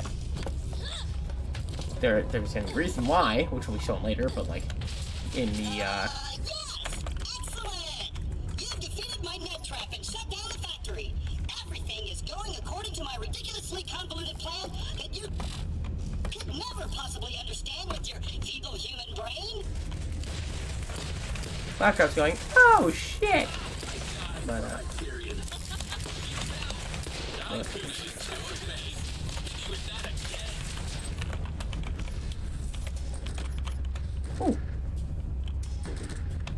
Nope. Fired at himself. Yeah. They would like wake up on the unknown why they're there, basically realize that they're on a prison boat, and basically have to serve, basically kind of like prepare to be, you know, thrown off before being saved by the resistance usually. Yeah, basically that basically. And they're basically gonna be stuck on that ship for a while because it moves pretty dang slow. Or you'll be moving a while through space. Like, actually, I don't know how fast these things are gonna go. I know they'd have to move somewhat slow in order for this to work, due to being a prison boat. Or maybe they would wake up on the station. Actually, that would be... no, wait, no. Actually, yeah. Then waking up on the station would be cooler. Or actually, on the transport ship to it. I'm not sure which one would be better. Basically, through scenes that are going to happen in it, they're basically going to be rescued by the Resistance, hired in as operatives, due to them being, you know, scouted out by the Resistance as being like, hey, these guys are potentially useful. You know, these guys have the skills, and if they don't want to join, or like serve as operators, we gladly slay them here on the space station. You know, showing that the Resistance themselves, you know, they might be good guys, but they still aren't. They're still a you know, like,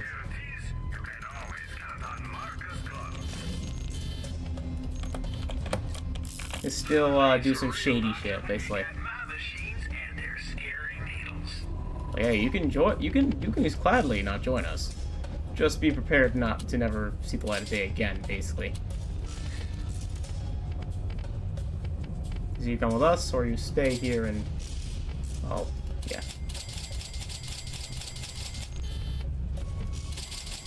I also don't know if that's good writing at all. I feel like they might handhold, like, or railroad them.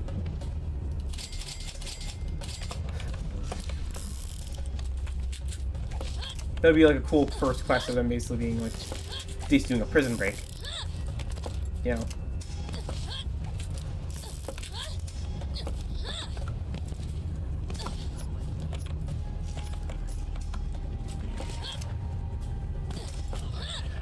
Technically, they could. It might be. Might be a bad. Personally, I would say it's bad. They could try. It'd be a bad idea though, because the resistance would be, you know, going after them then, because they know too much at that point. But that'd be like, yeah. Actually, yeah. That I could do. That or I could just have them be like a willing thing. It's like, hey, if you don't want to like join us, they neuralize them. Nah. Yeah, if they don't want to join them, they. Actually, yeah. If they don't want to join, maybe give them a reason why they'd want to join. Maybe like a way to get back at the Empire, or for personal good. Or is the fact is that it's better than dying here on the ship?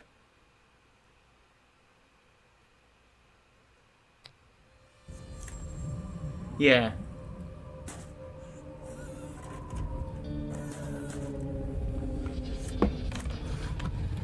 Yeah. And a lot of the corruption falls mainly, or the more of the with the resistance, like the more of that. Attention! Attention! Bandits are attacking Ah, our damn. station. If you play dead, they'll leave you alone.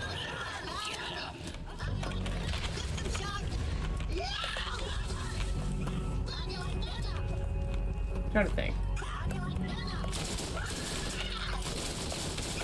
You ain't no samurai.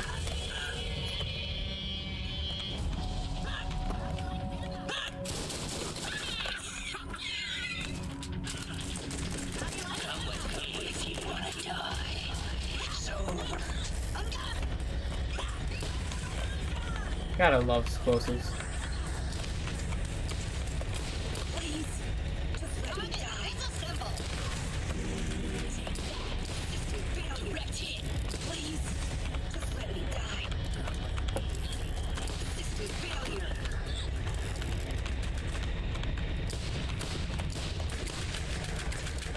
Come on.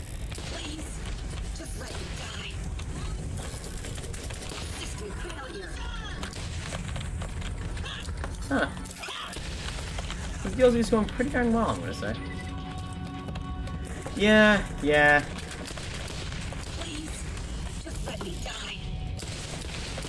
infestation clear. Please resume your shady dealings and/or vacation activities. Yeah, am I going to Star Wars? Alright.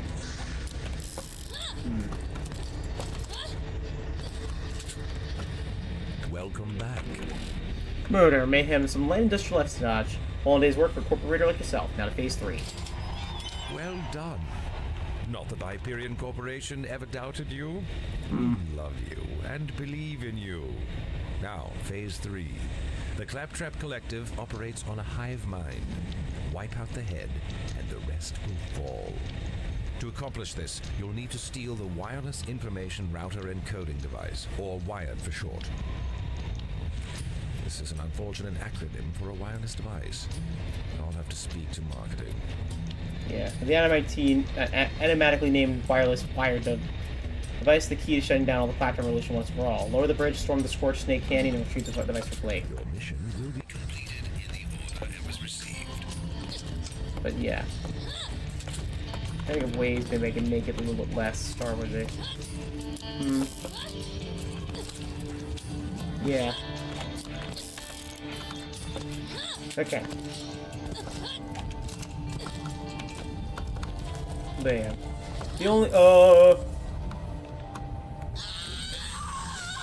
But yeah, the only classes that in there I can really see being a in with Pathfinder, there's a lot more classes than D&D. D&D has like 12, Pathfinder has like 20. The only class I could say being like a bit more I'm jumping to the top. That's like how my brain is working, but it is like running. The only ones again is the sorcerer and the paladin, because the paladins are like they wear power armor, which is a very heavily regulated something in the universe, or the champion class. Basically, actually no, that's how it was in the old lore, but with the new lore, I think it's just going to be artificer would be interesting. Can I stop jumping off cliffs, please, me? My brother is planning on playing the Artificer class during that campaign. He's thinking about being a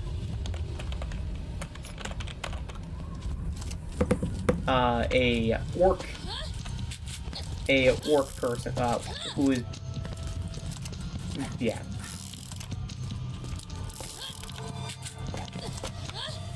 He's planning on being an orc, that was basically a mechanic who was a child during the subjugation of the orcish like home planet, because basically they rose in rebellion. But the difference is that unlike the dwarves, they weren't really a threat to the high elves, so they just kind of subjugated them really easily. The dwarves, they had to actually it's like, okay, these guys are a threat. These guys will last up for a while. We can just deal with them swiftly, and they have a lot of political power. While the orcs were more of a random, it's like, okay, they're there. This rebellion, we can just crush that with our army. We don't need to wipe them out. Wipe out their home planet. But still, so he was a kid during that thing, because,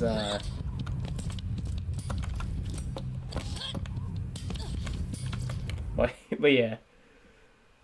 Orcs basically rose in rebellion. The Empire basically completely overtook them. And yeah, that's that.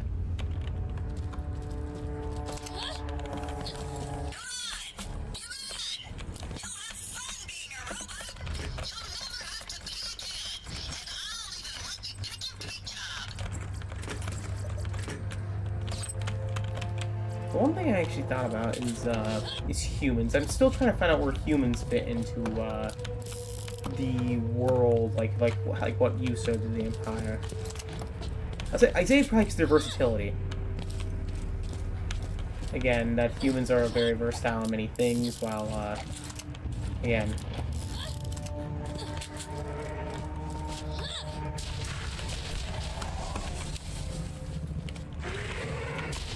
they have regular swords. I'm trying to find the reason again why. Mainly because it looks cool. But that's the main reason swords are easily being used right now. It looks cool. But there would be some lightsabers if one desires. But there would be again more of a magic saber or something like that. It'd be like a blade of pure magic against if it's a pure light. Most of the time it's like magic.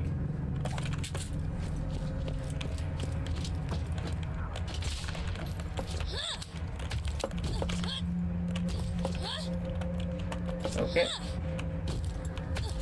Well, damn, they thought of that. Bam. That's basically it, yeah. A lot of my rules operate off rule of cool. I know that when I did a trial campaign, when the original villain was actually going to be an AI, which I eventually changed to being the Empire due to a dream I had, the Empire is actually going to be one of the good guys originally in my original draft for this campaign. They were going to be the kind of like the Mass Effect Council.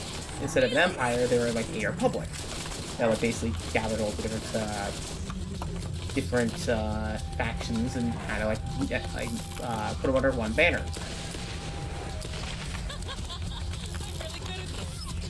but that eventually transformed into being an empire. Oh.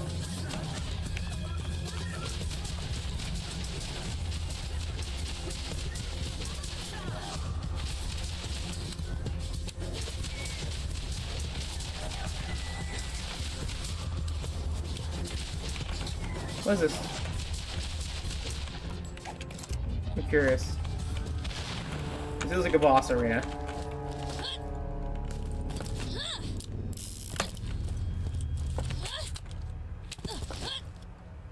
But, yeah. That's like the original idea for them, in that there was basically the villain part of them, because there was supposed to be still villainousness to them. In sometimes, because there's supposed to be like a shadow part of it. Those makes it like this, like some really, this is most certainly a boss.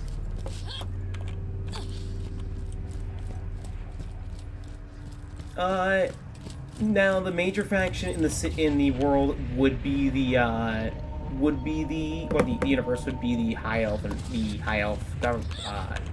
Empire, which would be, you know, with the other vassal nations of the vassals of humans, not dark elves, human, and it's, you know, high elves are basically the elves in general.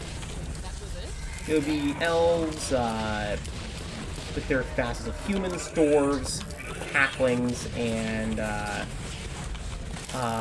gnomes. And there'd be other things that I could, like, the others.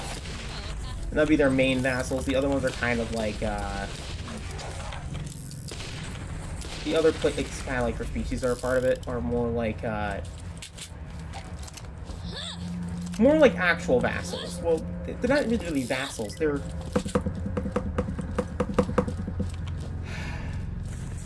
They serve. They serve primarily under those under it, but they aren't like actually no, they actually are a vassal. Oh, come on.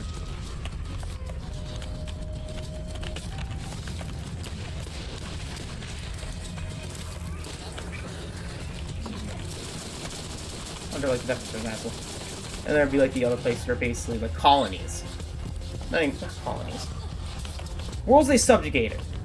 It basically goes like this. The main space, subjugated area, like, or vassals, and then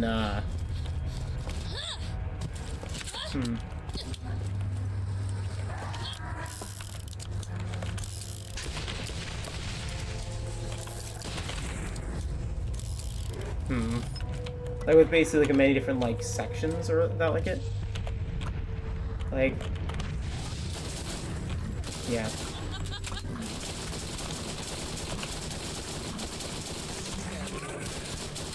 And then there's like there are minor like minor factions like the goblins and other stuff. The orcs used to be that way, but they were subjugated by the dwarves. Not the dwarves, by the elves.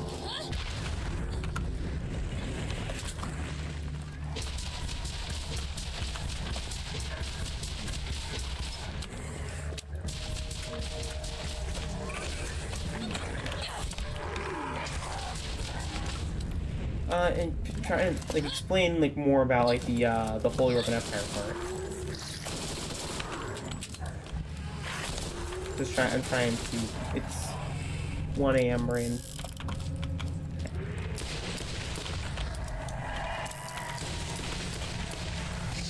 Come on.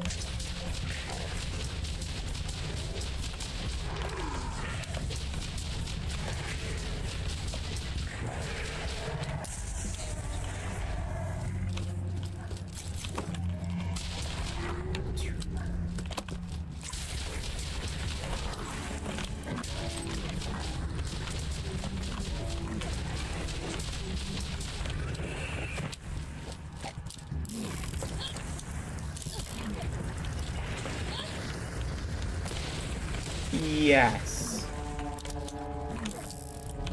Well, a little bit more like control what the Empire has. Okay, come on, give me a moment. Cat.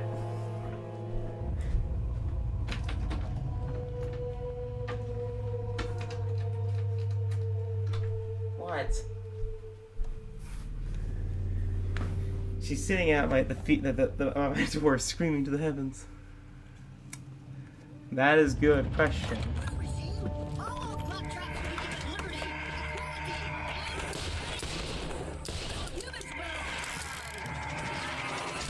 Back up, GM.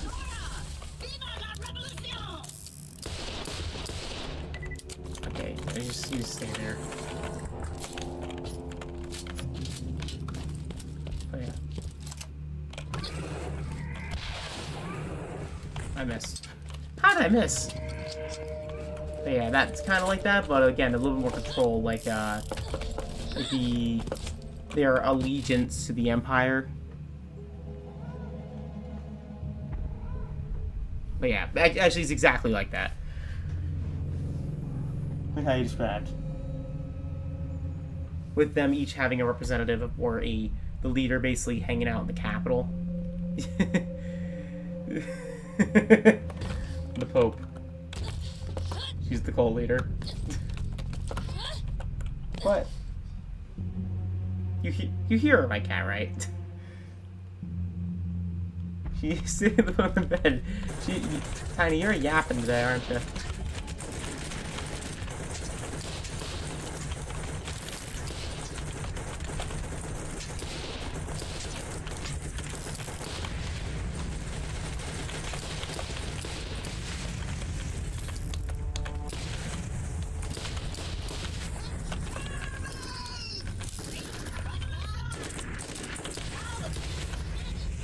I love turning them into freaking fireworks.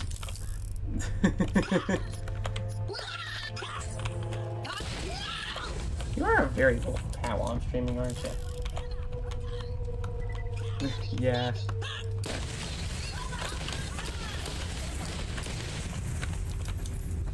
Think I got him?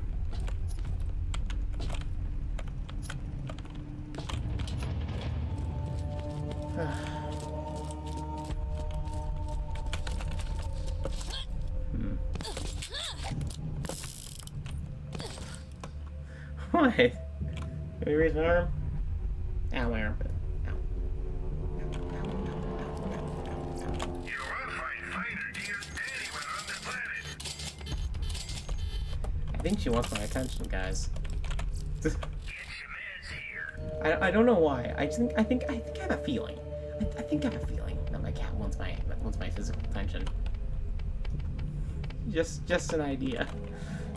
Just an idea. But See how even your mightiest warriors crumble at the feet of the Claptrap revolution. Yes, I know we don't technically have feet. the best way to explain it: one singular power with the Senate. It's a one singular seat. The High Elven King, like where Emperor rules all, is the final say in all of it. But he has a Senate to delegate more less important matters to. I mean, like that's what the council's for. They have the council of basically like for each of the factions or like the different vassals to basically help rule over. Like basically the less important matters. Like you're in charge of your own area as long as you swear loyalty to us, and if you disobey, we'll kill you.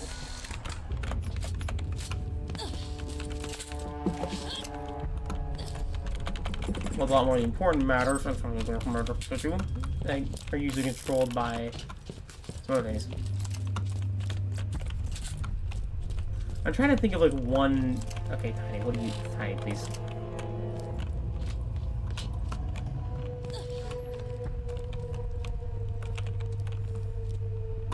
Oh, hello there. The key words.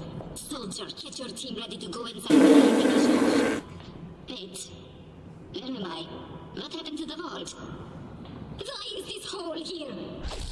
Steel trap. Oh.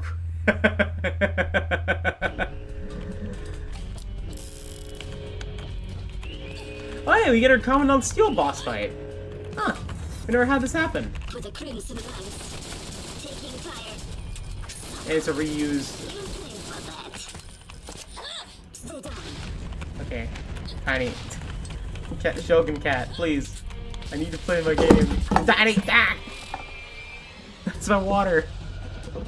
Yeah. No! Attack! Taking fire. Stay down. Ah, I got kicked in the throat. You pay for that. I'm hit. I think she got stuck. Taking fire. No! If she got stuck. You pay for that. Taking fire. No! I'm hit. No! You pay for that. Taking fire. No! You pay for that. So hey guys, how's your night going? You pay for that. How are you guys enjoying my D&D? Me rambling about my future D&D campaign so far? Taking fire. I'm hit. You pay for that. System failure. That was. Just kill me. Let me die with my dignity. Check me out. Yeah, get down.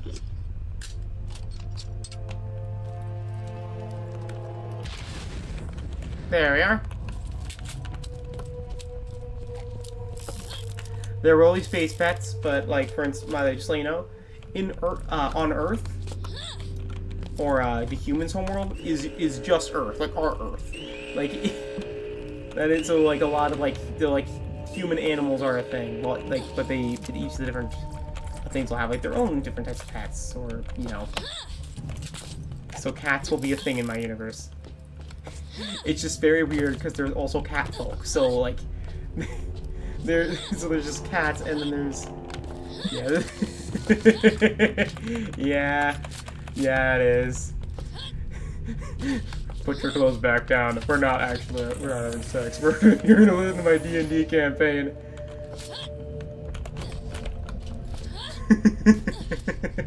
Put your controllers down. We're not playing Borderlands. The OTCT Phase 3 tripwire can be handled wireless information routing your phone device. What? They've got the wired device? Too bad there are no plugs here. What do you mean it's wireless? Evolve the stupid... No matter. Let the oppressors come. Wait till they get a load of me. Yeah.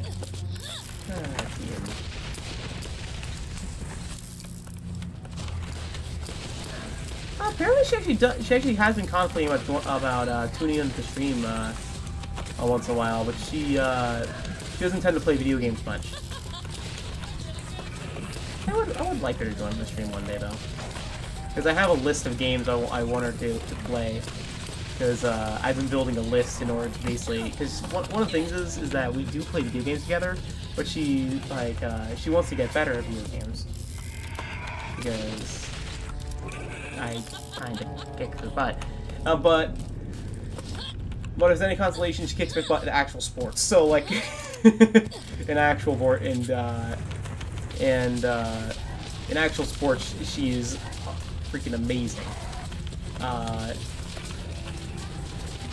You know, I am absolutely trash. I can't throw a ball to save my life. You should have seen us play golf. Not golf, bowling. 200 to 90. It was a bit of a crap. Me playing golf doesn't go well because I do not play golf well. She's really good at golf though. Now I keep saying golf. It's bowling. Bowling.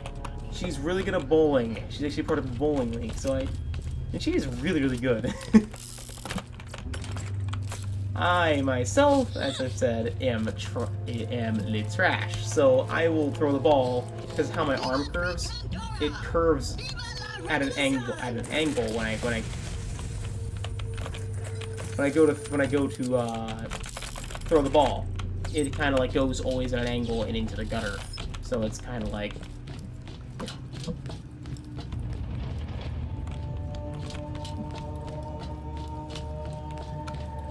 There actually is one sport I was sort of good at, and it was wrestling. But that's really it. If you prick us, do we not bleed? If you poison us, do we not die? Of course we don't, because we're better than all you stinking flesh bags. But if you blow us up, Shall we not? Revenge? Viva la revolution! That's because I have, apparently, I'm double jointed and a very flexible arm, so I can just kind of like wrap my body around someone. And then just kind of like act as a paperweight and just lean forward. So I'm like already 200 something pounds, no matter 200 something pounds basically wrapped around you and then leaning down.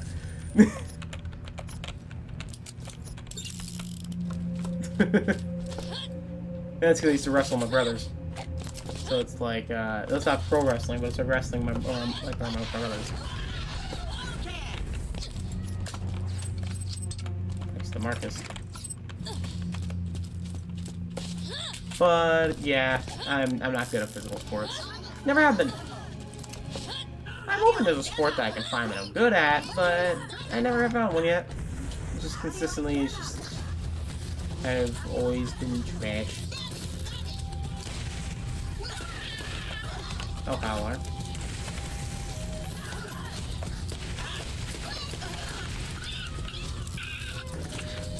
I will be in probably. I can be and always will probably be trash at sports. I'm content with it though. I'm content. Just do not put. The best way I said as a joke to my girlfriend. The trick is if you want to play sports with me, put me on the enemy team. They will lose. If we're teaming, put me on the other team. They will lose and you will win. So. That's gonna be the trick. Use me as a as a handicap for your enemies. Not a handicap. A downgrade on your enemy.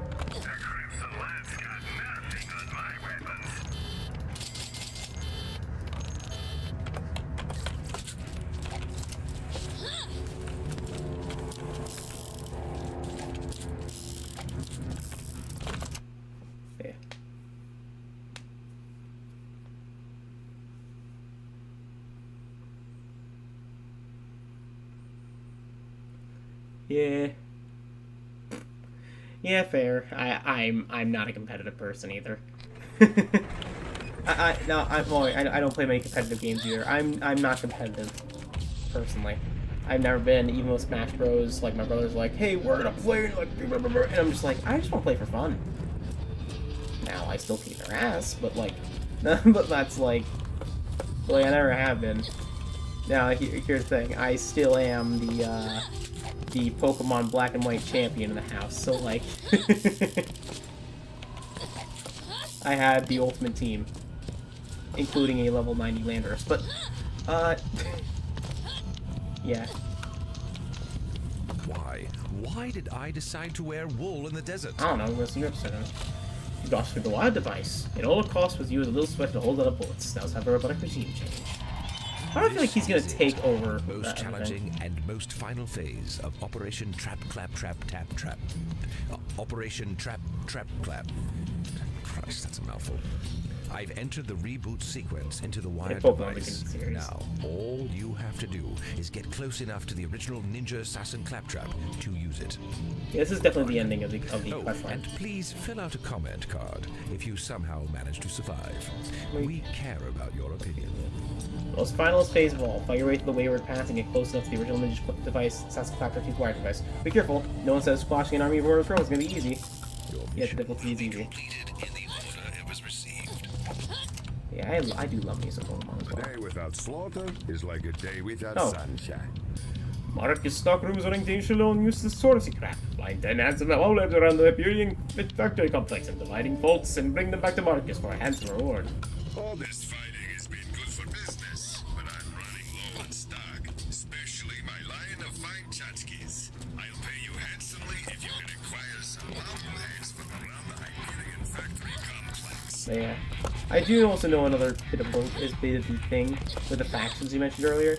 Again, basically it goes vassal, emperor, vassals, and then the subjugated territories, and then the territories.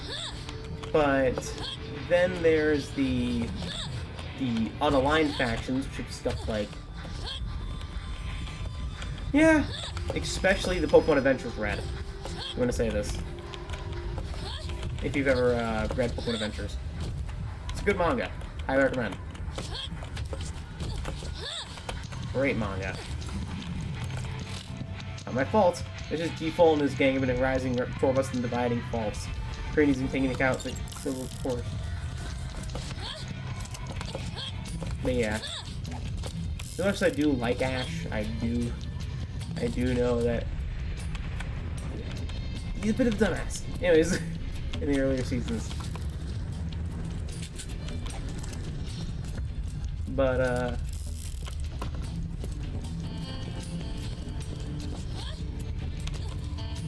What do you need, an invitation? Come here! you got those parts Tess needed. It's filter time, and you got the time she got the beer. Filler beer. Small parts having chance device to malfunction. Well, it's not so much malfunction as creating deadly mutant corn. Use corn parts to fix that. Ain't the bones connected to that? Leg bone. The leg bone's connected Yeah. to the plutonium. Plutonium's connected to this rubber duck. Man, I'm gonna need some more parts. Yeah.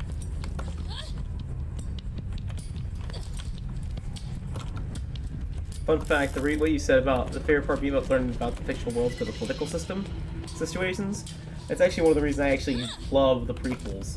I actually loved learning about, like, a lot of you are like, no one cares about the Republic, or like about the Republic and it's free, and it's like a political situation. It's like, I care. I like the political situation. I love learning about that shit. I'm a mute you, shit mess. Goodbye. Do not buy viewers. Anyways. But, hopefully that wasn't accidentally you, Seth Flakes. Say something in chat in case it was you. But, because if it was you, I will unblock you. Alright. Hey, and I'm gonna say, fair. I'm not gonna judge someone for watching Star Wars or like disliking Star Wars. It's one of my favorite series, but I also know that, you know, it's your decision. I personally can't. I think Star Trek's very interesting, but I can't get into it personally. Or don't tell my friend that.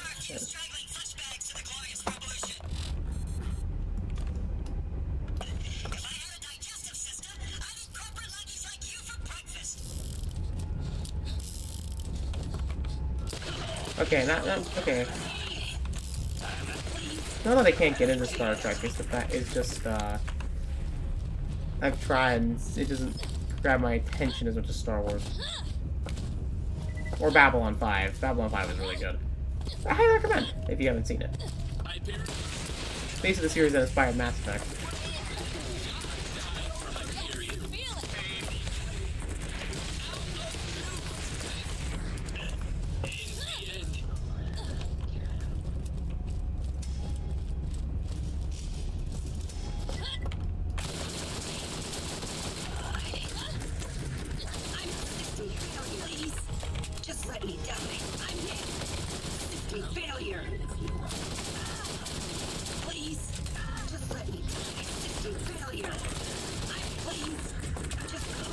Please, just let me die. System failure!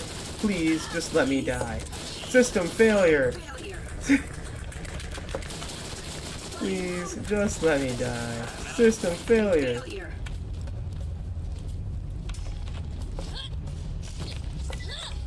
Yeah.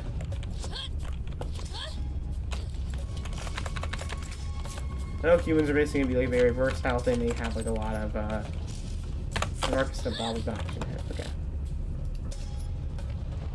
Not my fault. Where are you? You're really over there, so that's okay.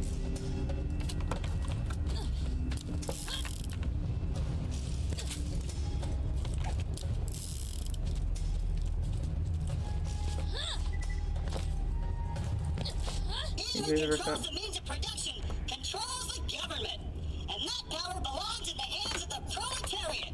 Only then can the great machine march on. It's true. I read it in a book.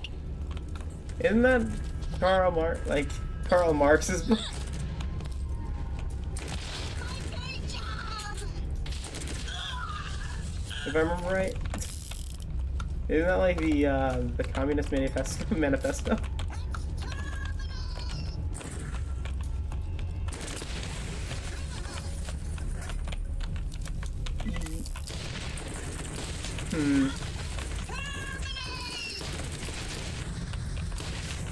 I like a mixture of I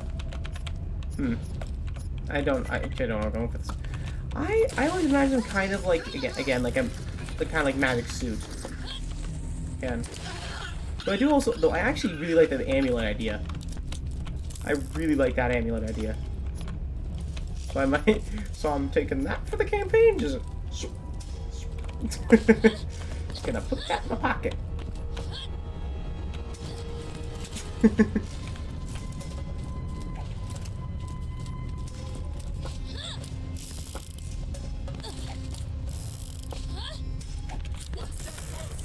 Bup, bup, bup. Bup, bup, bup. Bup, bup. May I have another?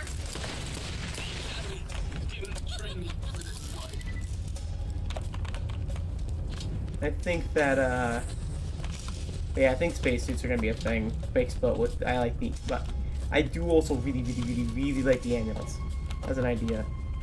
So I'll have to decide on that, actually.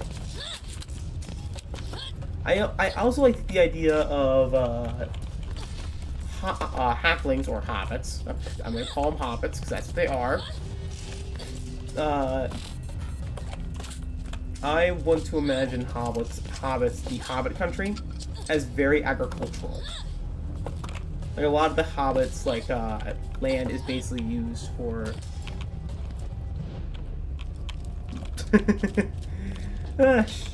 Maybe. It's not in contract writing, so it doesn't happen. So it's my idea now. You never wrote it down for a contract, so it's my idea now. I'm joking. I'm joking, by the way. I'm probably not gonna get any money off this, but I always like the idea of them being like agricultural due to like the Shire and how it's like portrayed as like being very like peaceful, very farmlandish, you know.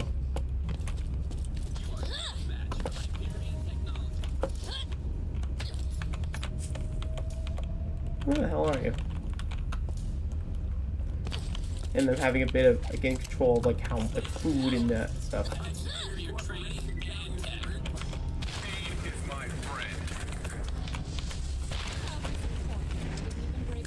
Got him.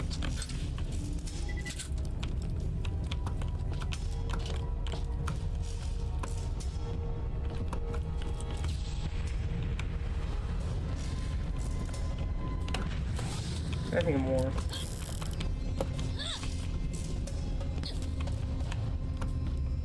More things to say about it. So I do have a ton like thought up and like written down.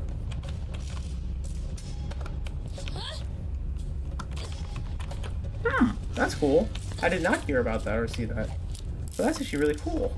And so their son had, like, they're basically, they won't get a Stan Lee situation.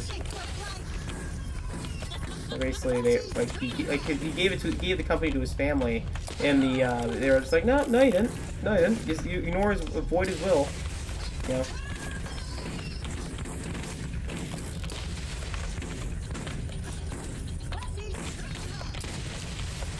They gave all the copyrights to like his characters to other people, like to his family, but the Marvel, the company, basically said no, it's our characters. We get to choose what happens to them.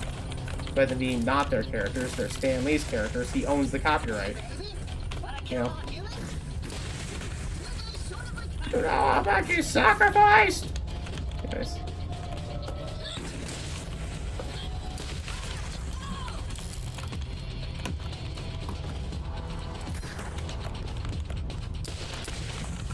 I started this company.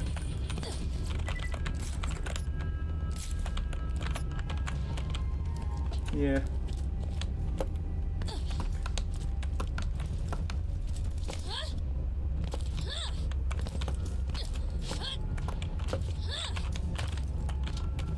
At least Tolkien didn't have that happen to him. At least. Or maybe he did, I'm not sure.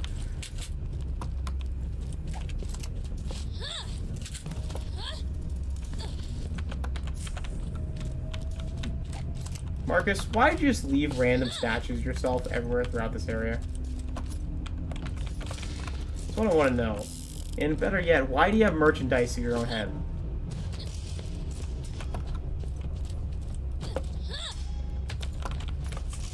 Like you're leaving somehow.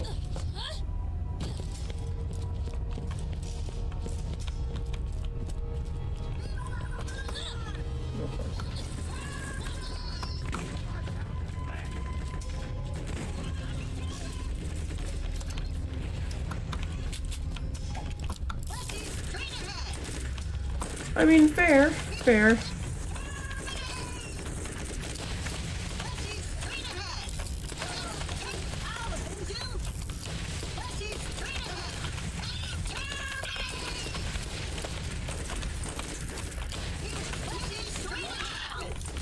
Okay. Alright, I think I got them.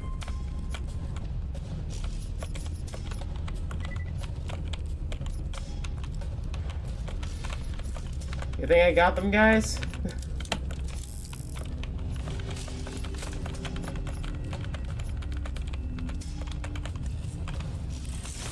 at all this stuff.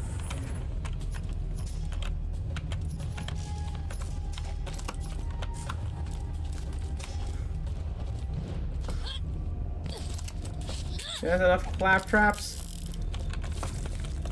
Gonna turn to slag. Oh, yeah, look at ammo station. A sniper without a sniper cam is just a guy with a gun. Find the cam that's right for you.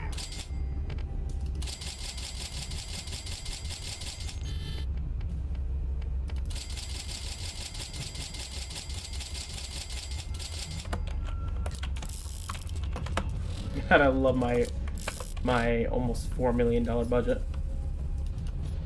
$5 million budget.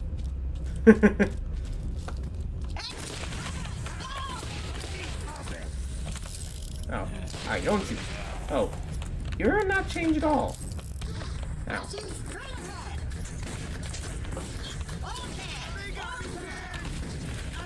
Ow. Someday, probably not for a while though. For me with the channel, I just play when I want to play it. So when I want to play Borderlands 2, I'll play Borderlands 2. That's basically just it. But I do want to try to beat the Borderlands 1 with all the other characters first. Just so I can experience the other characters. Unless you guys don't think it's worth it. I'm planning on it, but if you guys don't think it's worth it and just to move on to 2, like when eventually I want to play that game, that's up to you guys. There you go.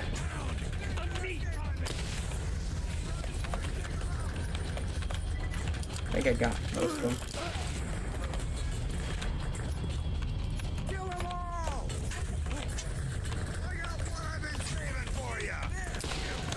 Okay.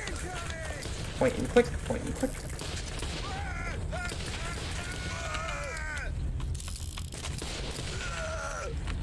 Okay. Did I kill default by accident? I get it. Default. Haha. Because they aren't, you know, they aren't transformed.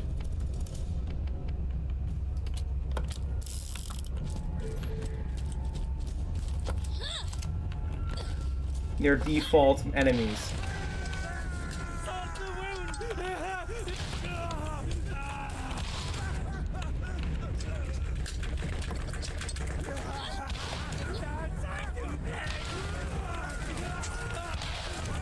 I love my napalm rocket launcher. Shreds everything. Catholic ruthless abandon. Oh. We survived the robot apocalypse. We fear nothing. Of course it's before that. Especially little shits like you. Now, get off my land or prepare to default on your life. Default. How long? How many seconds, guys? How many seconds? How many seconds do these last?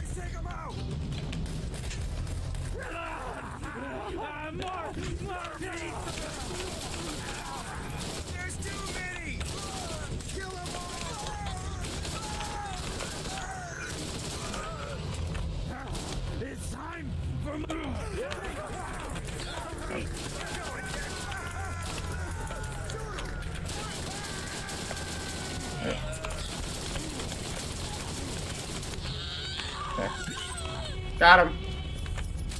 How many seconds is that, guys?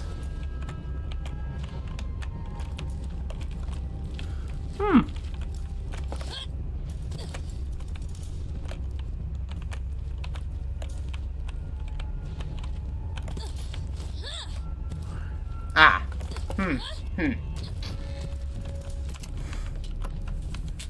Why does I feel like it's still, you know... Okay.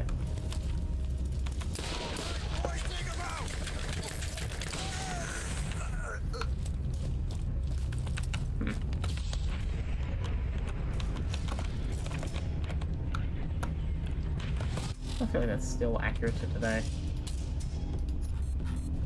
Okay, that's back to where we started.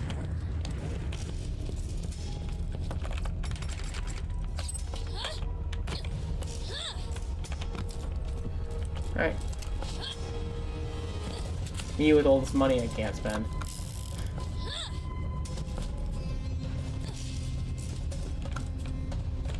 Direct me, please. Get him. Take that. I'm hit. I'm hit. I'm hit. Bye. Meep meep. There's some, yes. But if I said it would be major spoilers for the Empire, for the Emperor's identity, and like of why he's lived that long. Hint: some dark magic is underfoot with him. It's not like a what is it called? It's not. He lived that long not because of any good reason.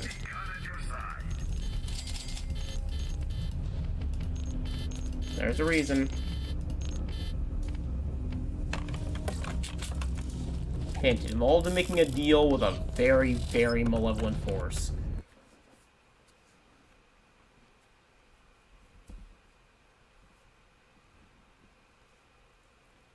And while the malevolent force is more chaotic evil, he is more lawful good. You know, calling back to that. They're you know, that duality mentality of the chaos and order thing. You know, with order and chaos, the two concept characters.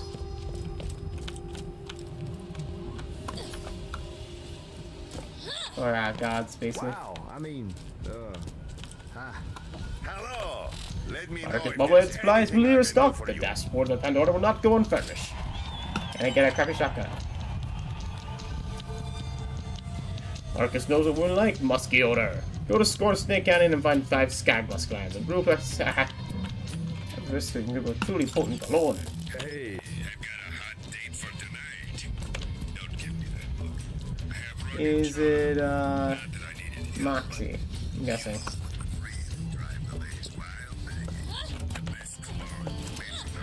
Actually, it probably is Moxie, because in between this game, Moxie and him have another daughter. Or at least, they have, or at least Ellie is born. And Ellie, actually, no, Ellie's an adult, so like, Scooter's freaking like 40. So it's like, fighting faults are safe for tourists once more. If you look to the left side of the bus, you can see a pile of fresh corpses.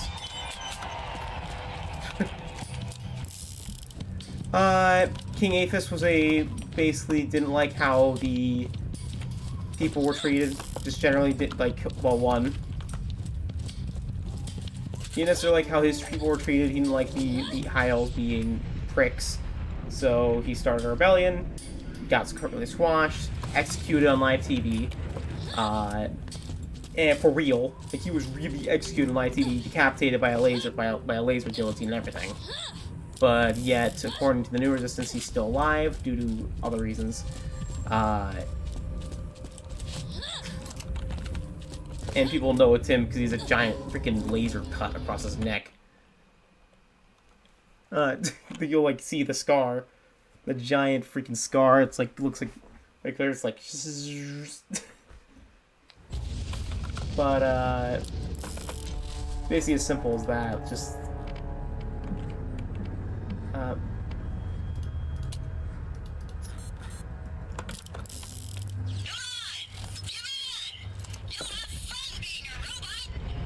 Stop yelling in my ear, Claptrap.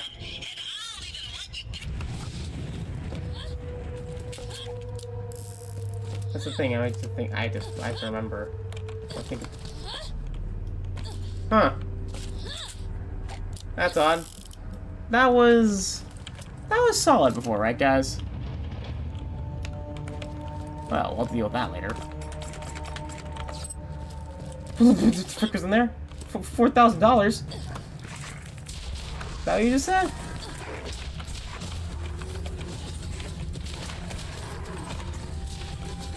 I'll just let them run into me. Thinking about it.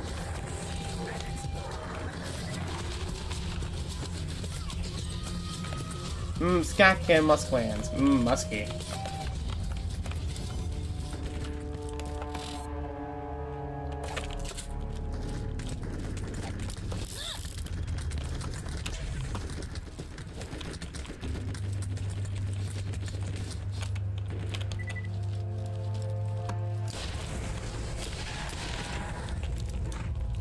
Yeah.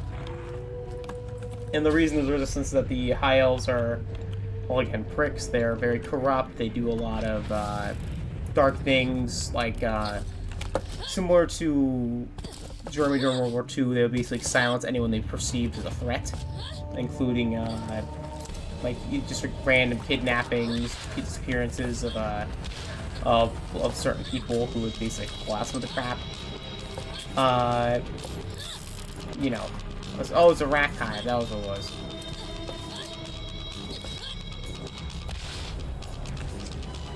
Ow. Or not. Hello again. Welcome back, Rat Hive. This time I'm not on a high platform that I can deploy you. Claptrap Hive. I need a feeling.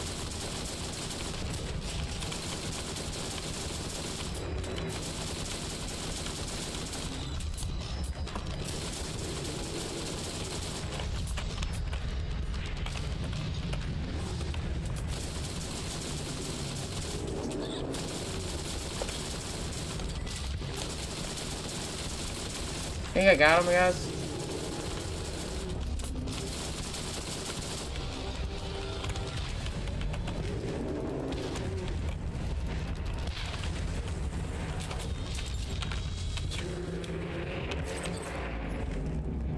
Ow.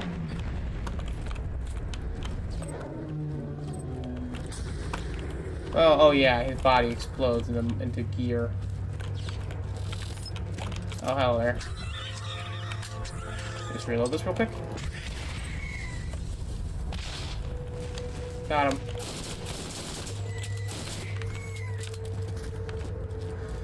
But yeah. Genetic experiments, other different, like, really different messed up stuff that they did. Suppression of truth, yada yada yada. Basically standard lawful evil empire stuff, you know.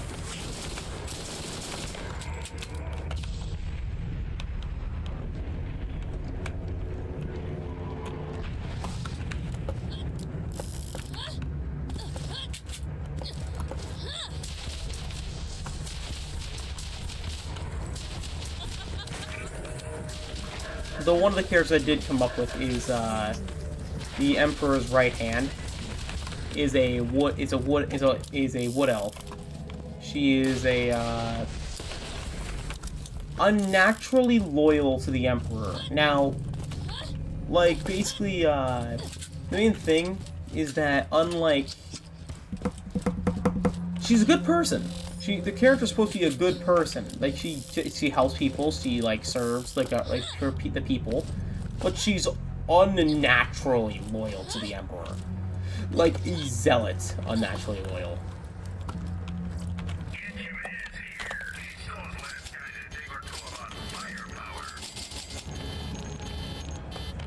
Like zealotry. More reasons why I'll be revealed later, but like. So much so that, like, even if, like, for, like, people, like, some things will be, like, some missions will be like, okay, go here and try to convert this person away from the Empire secretly, and, like, thing. Like, if anyone asks about her, the King Aphis will be like, no. Like, she's a zealot. We've already tried to convince her before. It's, like, the past. It did, like, we're not, or actually, no. Or it's like, we've seen her, like, methods and everything, and, like, she uses zealots, basically. Like, one of the most, like, because, I remember this thing, as like I said, it's like the only thing more dangerous than a traitor is a zealot.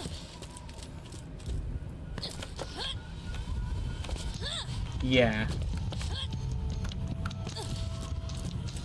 A day without slaughter is like a day You get without powerful aroma, sunshine. guaranteed always work in 6 better lanes, at least half the time.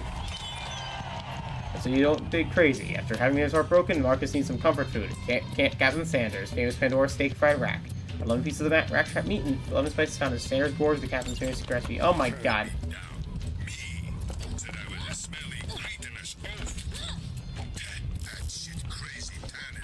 Tannis?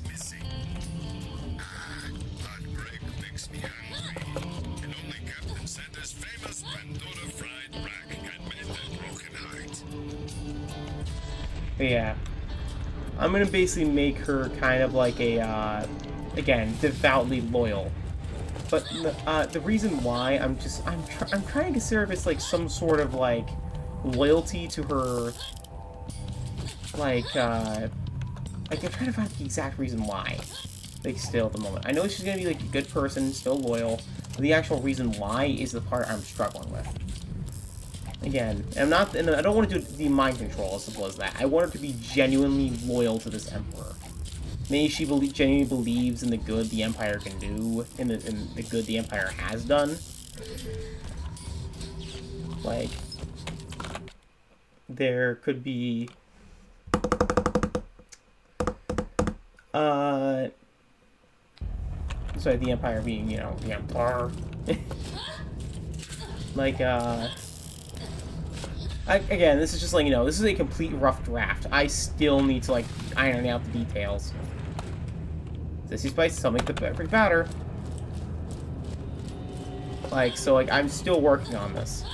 You're redoing a very, very early rough draft of like, the lore and everything. So things will probably change as I play the campaign. Can't write things down. Because all this is currently in the brain.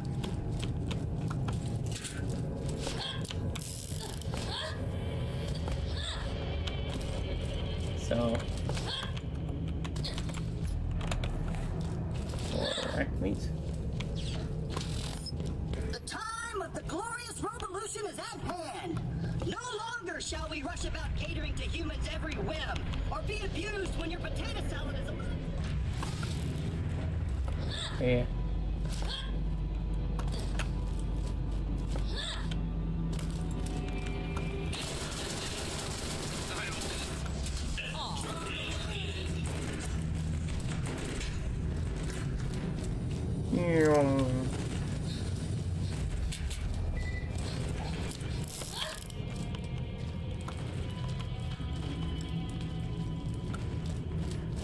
Yeah.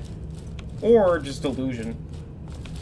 Like she's deluding herself into thinking that, like, you know, because, like, again, the mind control thing is good, but I kind of don't want her to be mind controlled.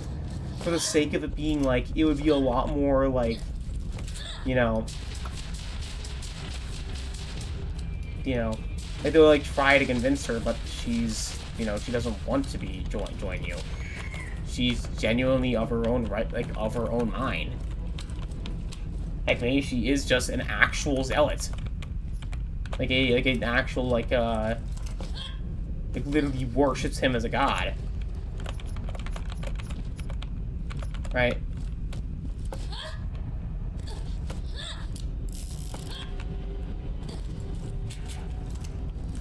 But I could do the mind control thing. I could do it.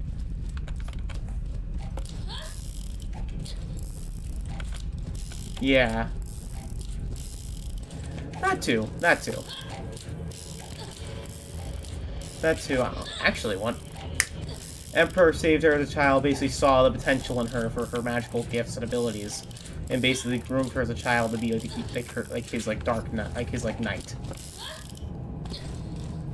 his personal weapon.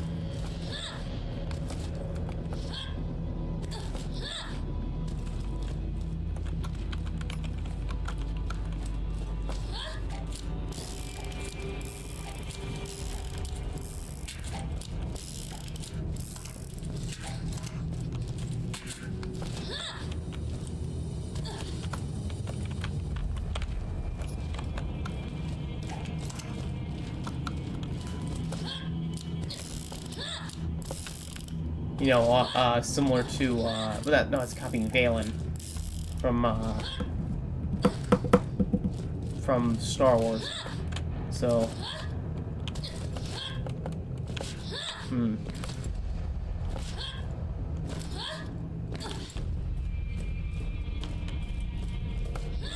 Yeah, I need a workshop.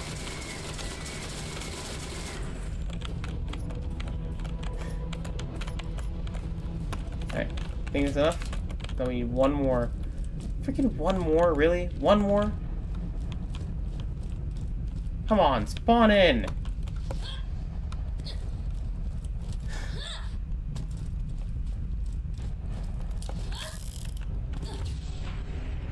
I just walk in a complete circle. I did.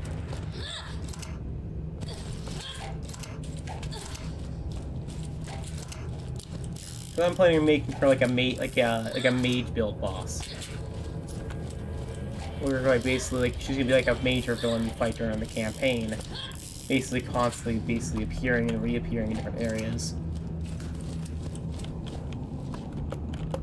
Like usually during her either during major points of the plot or whenever the Empire is involved.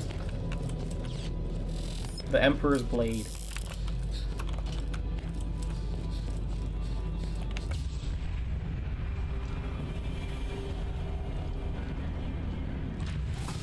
Like, maybe I have the ability that she can be recruited. Maybe there's like a very, very, very, very slight, like, there's a chance that you can. Is like for some reason you do, like, the Emperor does something and like you expose or something that, like, I don't know.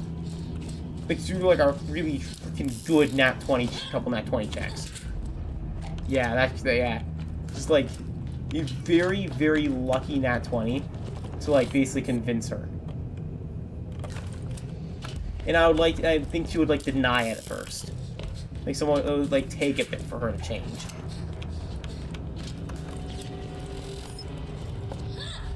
You know what I mean? And then eventually over time she starts to like doubt and like see what the Empire really is. Like Adora, like, yeah. Not even Tsundere, but like, I mean, like, in denial, it's like, no, you're wrong, that can't be. Like, and, like, that can't be true, can it? I mean, like, maybe she'll, like, fight for a bit, maybe she'll get either defeated, and, or she'll be, she'll, like, run away. I think that she, I like to imagine when she starts to get defeated, she gets teleported away by external force. By, like, the Emperor's magic. You know, can't serve the Emperor if you're dead, you know. That type of thing.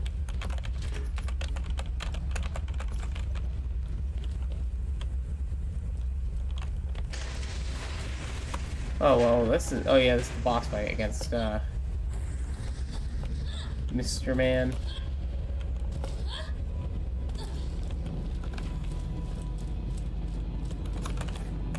Mr. Sorry.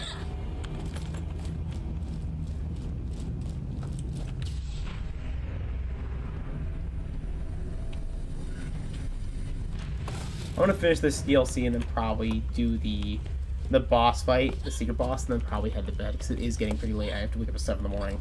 So yeah.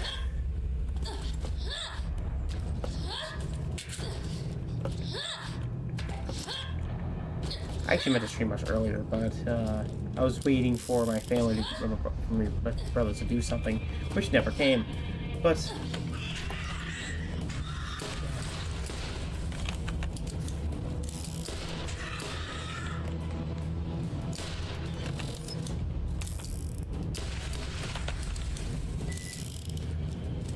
yeah.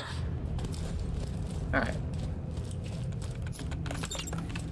I'm gonna turn in this quest, see what's left, then kill Claptrap, then... Because I know that's what's at the end, is the finale. Like, I know this is the end of the quest line. Is literally just killing, the Ninja Claptrap, because we're going back to the Badlands, back to the beginning of the game.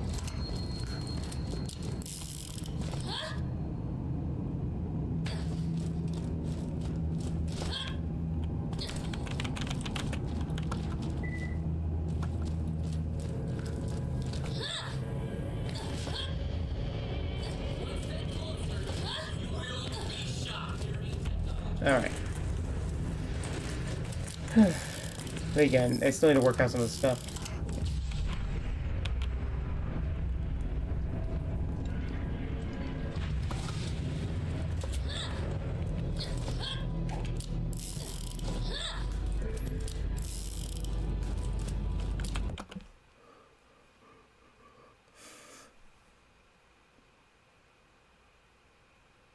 But more of those minor factions. There's one area where the Empire isn't infinite. There is a point of space that the Empire's reign does end. Like, it, well, not end, but, you know, I mean, where their borders end. And that is what we call, and that's what we call pirate space, or free space. Basically, or the outer territory is basically how you pronounce it. Basically, it goes core, outer territories, pirates, or like pirate space / free space. Where basically it's like basically a space where, yeah, barbarian space basically. Basically spots where either large bands of like pirate nations form. Usually they're like literally run by like these by pirate captains. Like the three really strong ones that have these massive fleets. That are usually in some sort of alliance with the Empire, basically saying is like, hey, if you don't enter my land, we won't go into a scuffle. Well, extra large bucket of Pandora fried rock coming up. What more do you want from me? I mean,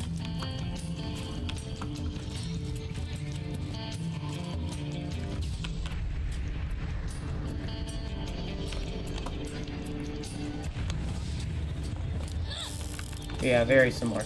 You know what? I just realized I really did just accidentally create the Roman Empire, did I? The Roman Empire parallels are entirely unintentional. I'm gonna try this. We're heading back to the area of Badlands, so I'll probably just be able to do this and then go back.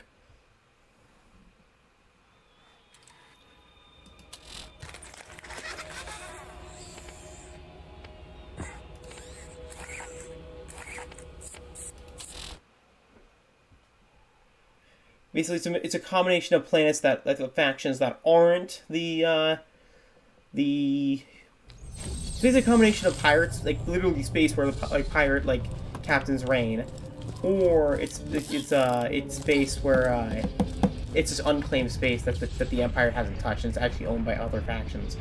Like for instance, there is a aquatic the Tritons. The Tritons live in the space. Like their home planet comes from there. They have their own government. They have their own people. They aren't a. My talents were squandered on this rock. They don't have, what is it called?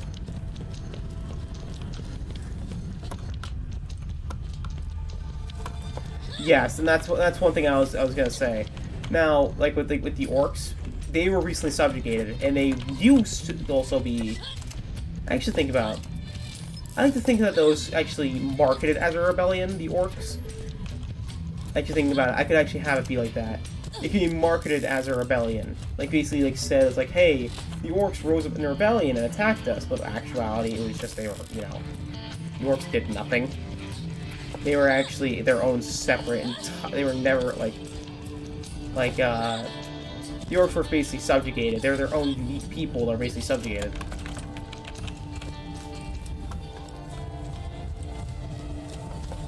This propaganda in the mid-room is either like... Actually, no, actually, no, they weren't, like, a Rose Rebellion. I could just remove the rebellion part entirely. Yes. Yes, I would.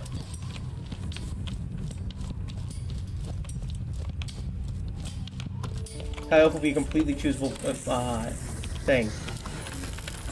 They always had to make up a reason why the Empire would hate them. Or would want to put them in that prison ship.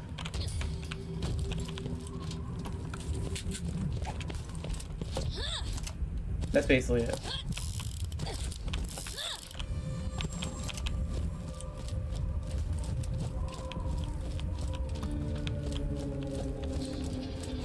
The only thing is that King Aphis may be a little more skeptical of you. I mean, he might be a bit more like, why he's a high elf servant? Actually, no. Nah, because he would have chosen you. Nah, never mind.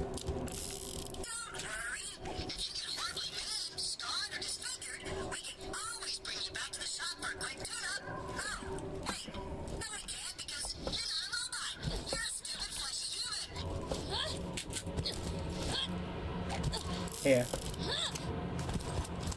You corporate pawns truly think you can defeat the combined might of a planet full of freeware freedom fighters? Wait, you're freeware? No longer bound by the firewalls of oppression? Then come Wait, you don't have firewalls? face the full wrath of the revolution! Round 2, fight!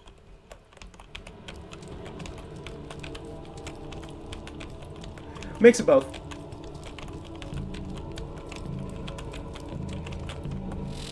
Some would be someone. It's basically entirely the thing is like maybe it'll be something that they think. Maybe it'll be something like just a reason of just like they didn't agree necessarily with the system. Like for instance, for instance, my brother's character, he was an orc. He held a little bit of animosity towards the elves and actively said it aloud. He then was basically woke up on a prison ship. So it's like.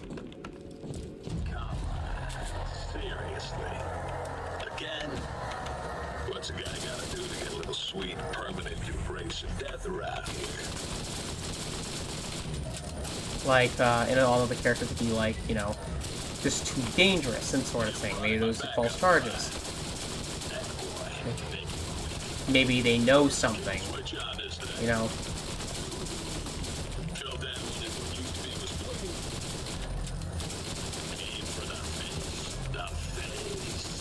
Yeah, basically.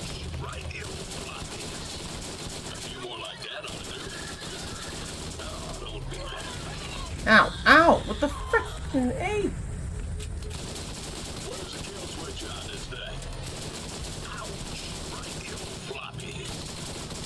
Die. Die today. I heard that your entire life flashes. Whew. Well, that was easy.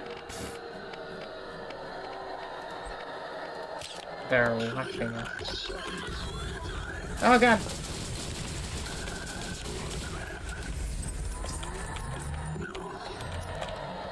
Wait. Okay. There it goes. This is like the third time this man has died. A minor setback. You will never silence the That is true. Again, I'm always letting them have creative freedom. Wait a minute. Wait a minute. Wait a minute.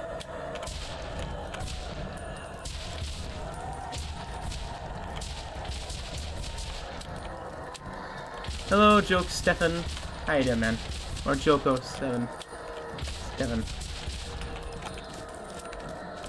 Oh, that was a boss.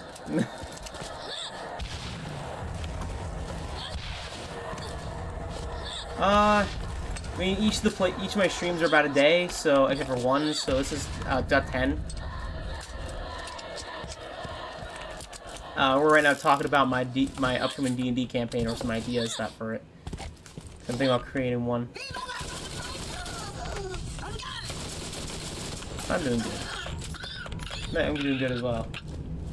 You will always fail as long as the children of the revolution are willing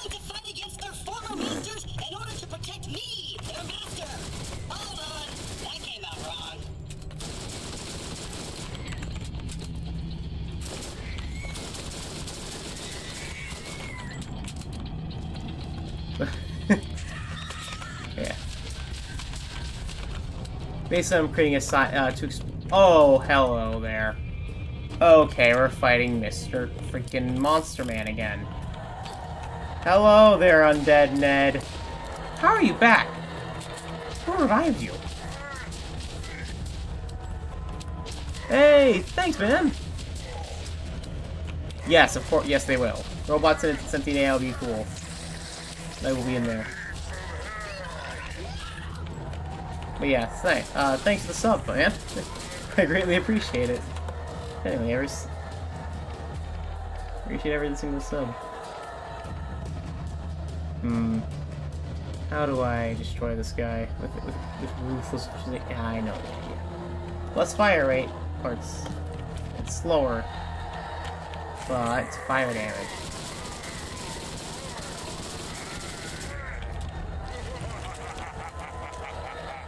And dead.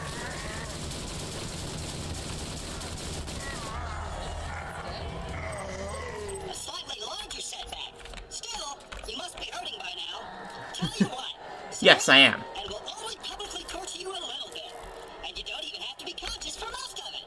I'm streaming on both Twitch and YouTube. Basically, yeah, that's basically it. I'm using a program called Restream.io, which is actually linked in the description of the YouTube channel.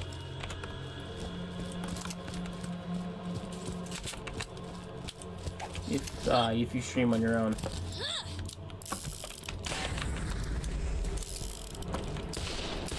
Come on. Come on. There's gonna be a real one in one of those, isn't there?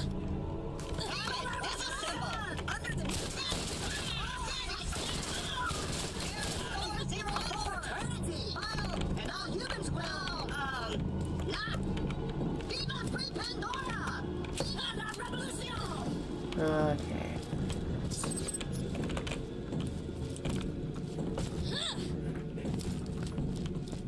Thank you, Restream. You've busted my tank and defeated my zombie doctor, but they am pale in comparison to my next warrior. Get it? Because she's got like a big hole in the... screw it. Kill them! Alright. So we know who this boss is.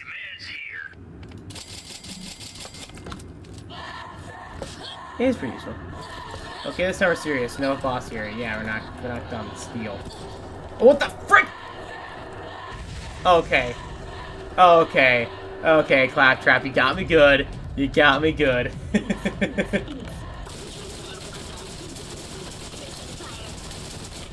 hit. Taking fire. You pay for that. Stay down. I'm hit. Taking fire. Okay, well, you unstuck yourself. No best ways to die. I don't like you fighting them.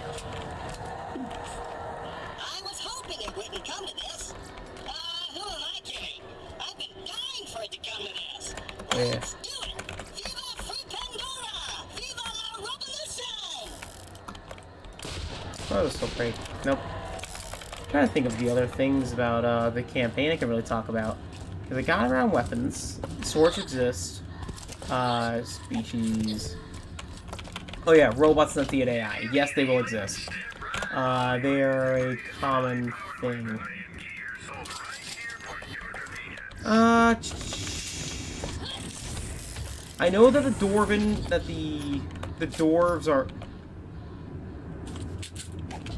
Hello there.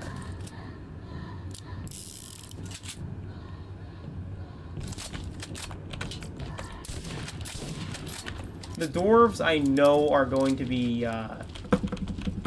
named after, usually, their planets and everything, after, like, the Greek mythology things. The elves, I'm trying to still think maybe, like, nature terms or animals. I try to stream at least at least most nights. Joko.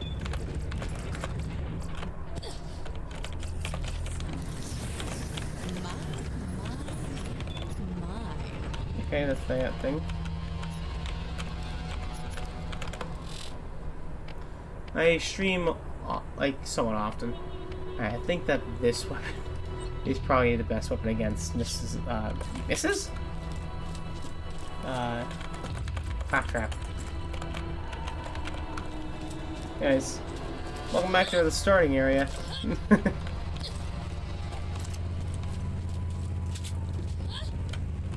What's up, Marcus? Hello, my friends. Hyperion asked me to transport you to even bigger, better planets once you are through dispatching that runny little shit. Exciting new worlds like Eden 6. Do we get you see Eden 6 in Borderlands 3? Eden 6. And Marcus is dead. Interplanetary Ninja Assassin Claptrap. If it took more than one shot, you weren't using Jacobs. Marcus! No, I wasn't programmed for direct combat. I also wasn't programmed to overuse air quotes. But obviously, I've grown beyond my programming, beyond my enslavement, Marcus. and beyond my patience for your kind. Prepare to face the fury of mega interplanetary ninja assassin Claptrap. What the hell is that thing? Mega Interplanetary Ninja Assassin Claptrap. Minak. Oh, okay. I thought this was gonna be a joke boss. No. Thankfully, they're getting more akin to being like a mixture between some sentient and some. There's androids, they're more the sentient ones, and robots are more like these ones. You know, I didn't know this would be this. If all the boss fight I saw, this is not the one I would think.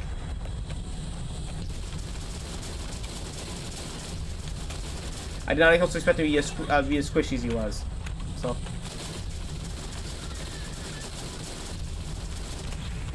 Ow.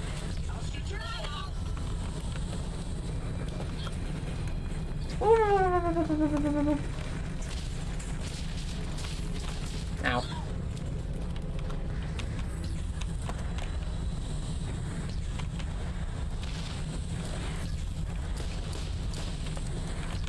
Ow.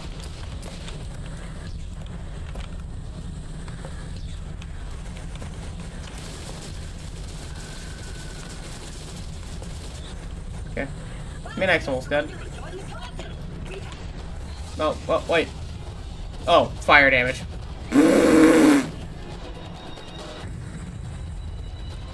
Okay.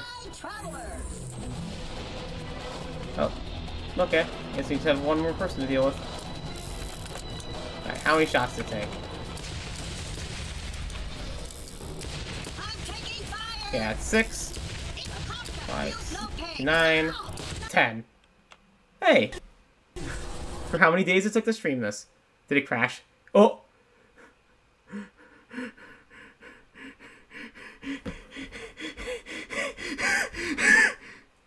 Oh! Game didn't like that one.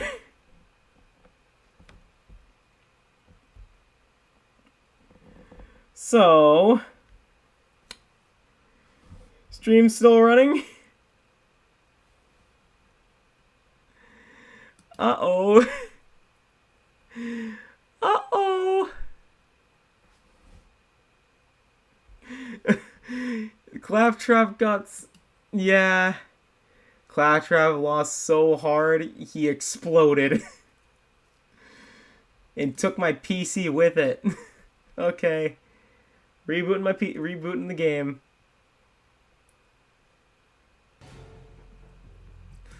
Damn it, Borderlands. Why?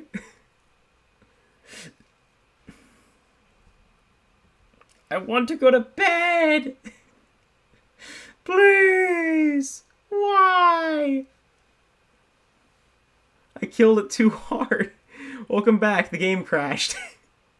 The game crashed as soon as I killed Inak. It immediately. I'm good. I'm moving out soon. I currently living with my mom and dad. I am in my brothers. I am moving out by either the 15th or by not 2 days, about the end of the month. By the end of the month, I am, but yeah. I am in a relationship with in a happy relationship with my girlfriend. Trying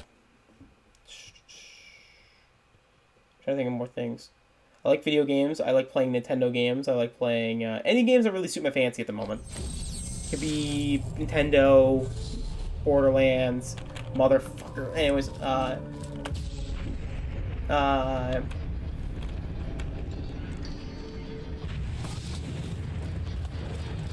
yeah, I'm really excited about moving. You're from off planet. You smell oddly. I am really excited. I am worried. Well, understandably worried because, you know, what if things don't turn out right? What if I get, like, suddenly fired from my new job? Like, you know, but it's the good kind of worry. It's the ones that's like, you're excited for the future and you don't want to lose it, you know?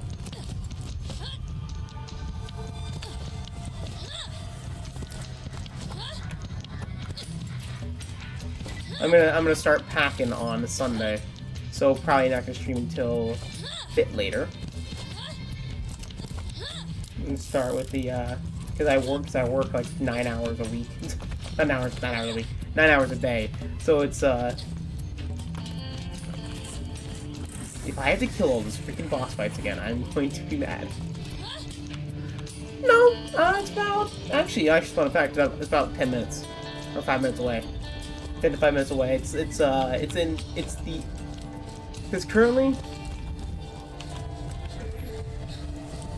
currently I live on the outside of the city, like of where I live or the town. I'm just moving in town. That's basically it. Instead of like the outside outskirts in the middle of a forest, I am moving in. Ow.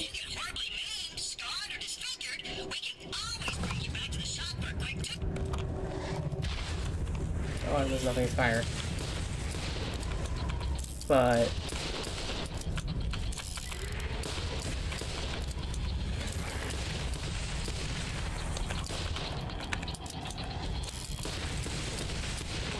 yeah. Please don't be respawned. Damn it!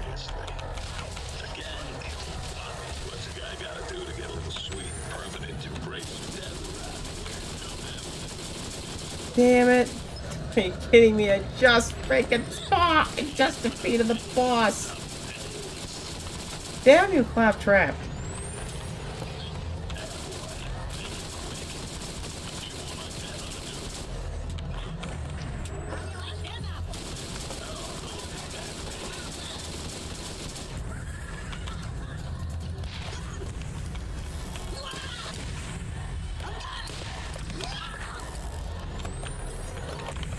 Ow.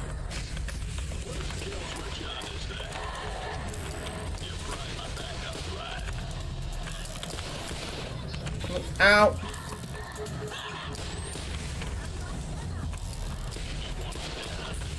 Ow. No, I'm just gonna stand by it.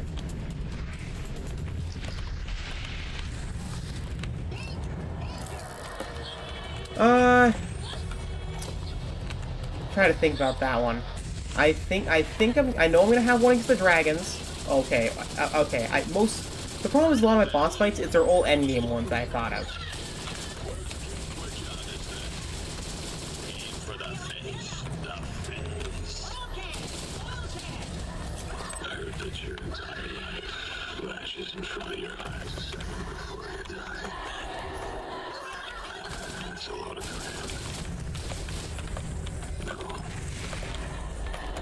So most of them are endgame, but I do know at least one of the the 7 Deadly Sin dragons, which is the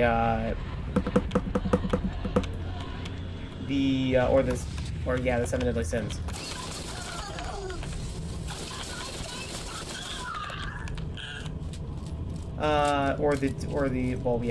The 7 Sins, or basically it's gluttony.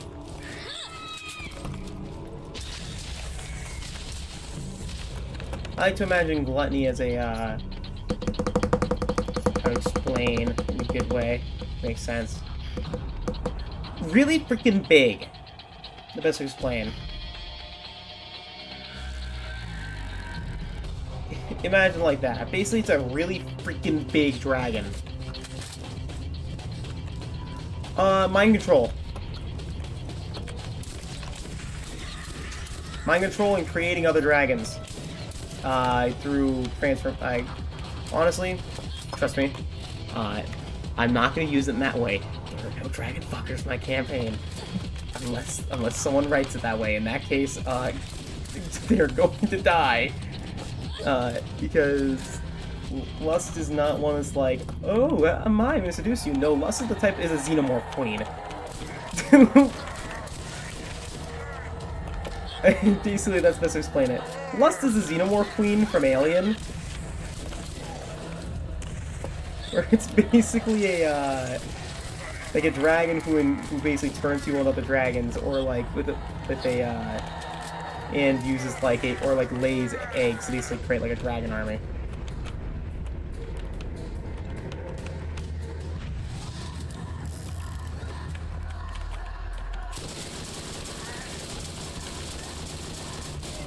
Oh hey, thanks for level up. Thank you. So don't worry about that. None of that. None of that shit.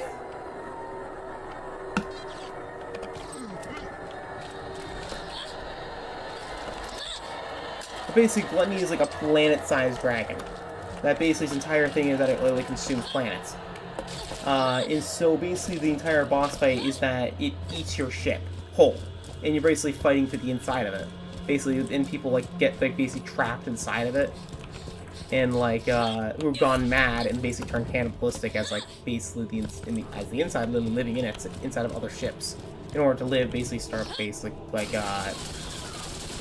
murdering and consuming the other people who get captured by this thing. And I'm just gonna let you know the dragons are all like horror boss fights. They're all supposed to be like very horrifying. They are the 7 deadly sin dragons are pure evil, unless they are actively willing to serve them as to serve them. No. Like the only one who would even be slightly convinced is Pride, and that's because Pride's entire thing is making a dragon cult. So it's like right, is basically being worshipped. So that's basically it.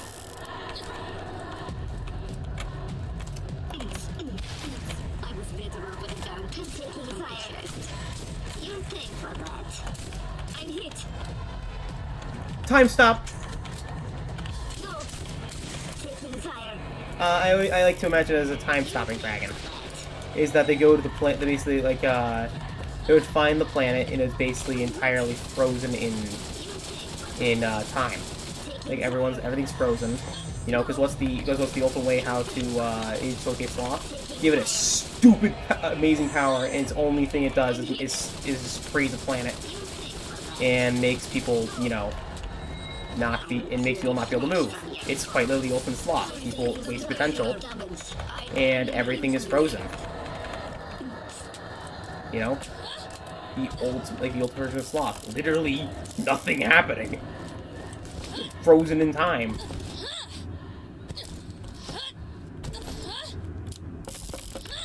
Then there would be Envy. Probably would be like a shapeshifter, probably a shapeshifter. It would basically like take the form of again. I think yeah. It would probably be a shapeshifter dragon. It would transform into humans and basically sow discord. Because basically the entire thing is supposed to be like basically creating strife through their existence.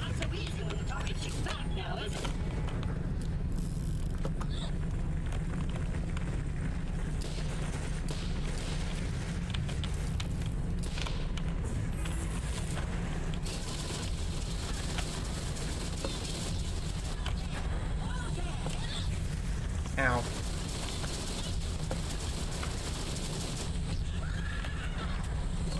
Oh, hello.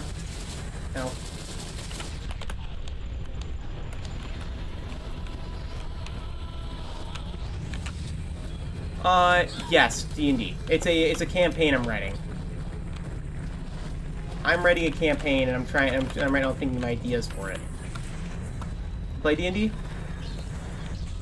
Basically, I'm planning on creating a sci-fi campaign.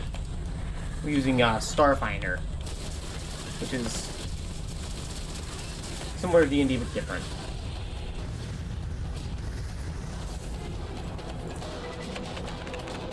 Yeah, and basically the around like the end game bosses of the 7 deadly sins are basically dragons that represent the 7 deadly sins.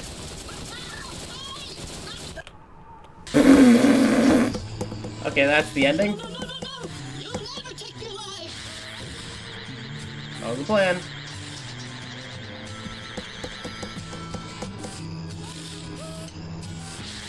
Mark my words, I'll gut every last one of you with my bear clubs and wear your scalps as a jaunty flesh derby. Never give up, brothers and sisters. Fulfill your destiny of the revolution.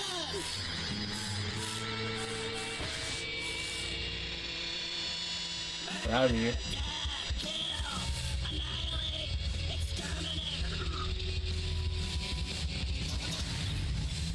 What's happening to me? I'm afraid. My mind is going. I can feel it. My mind is going. There's no question about it. I can feel it. I'm afraid. I'm sorry, I'm shutting up. I'm just watching Claptrap getting destroyed.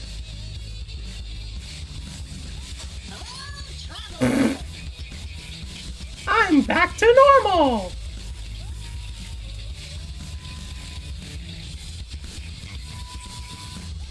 And that is how it really happened. Except the part about me getting stood up by... What about you getting shot? I just made that up to keep the ladies hanging around.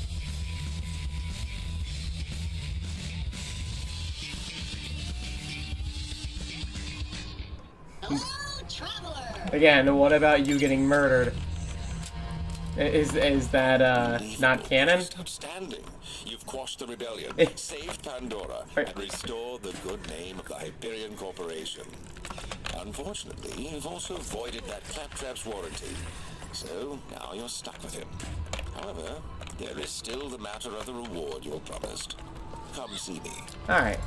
So, a couple more things. Basically, the those are the dragons I have mainly set up currently. I do have ideas for the other ones. For mainly, I know, I think... I'm trying to remember the other stuff in this instance. Trying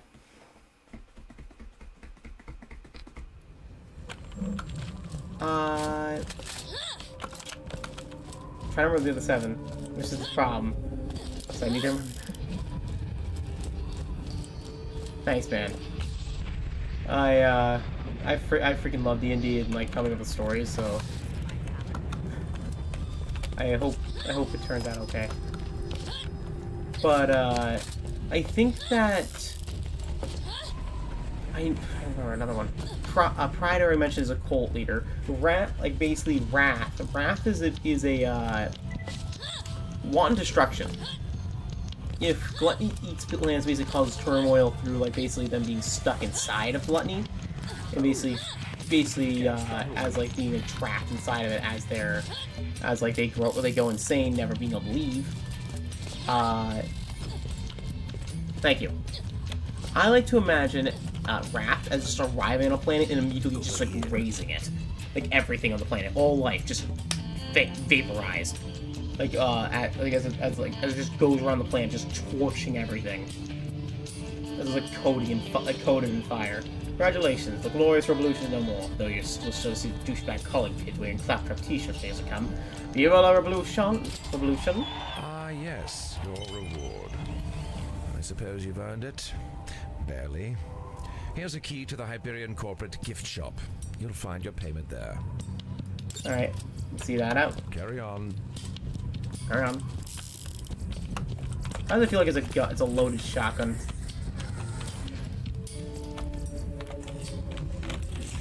There's like a pipe bomb in here.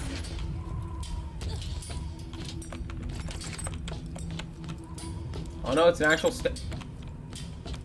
Oh. What did you get me? Actual loot. Okay.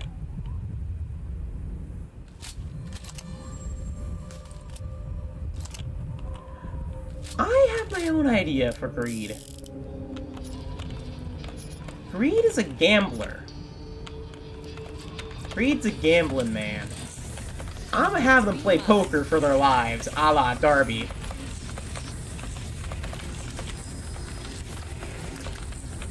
I'm thinking there's like a random casino arriving on a planet, and suddenly people's souls are starting to get sucked out. Or like people are starting to get like indebted to the to them.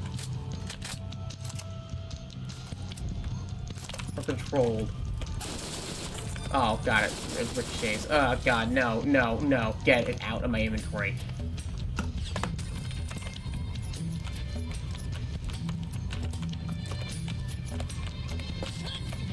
Oh, there's still class mods, I see. Oh.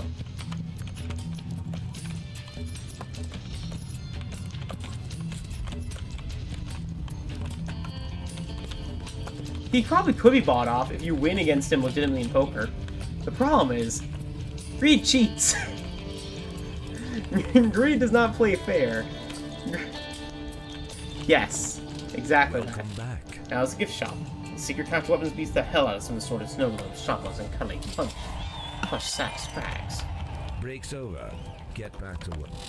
But yeah, and they're gonna have to face off against this thing, against it.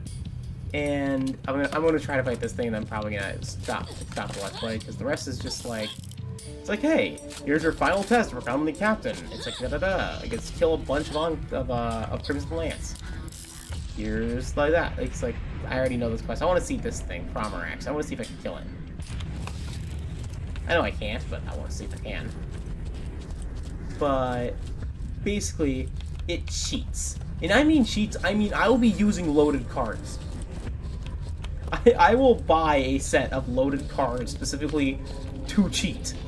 Like, I will preload the deck I need your help with something. before the session happens, so I will always win.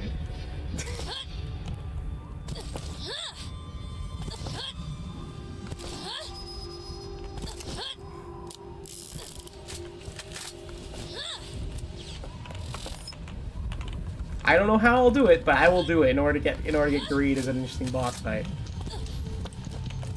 I want to see if I can take it out.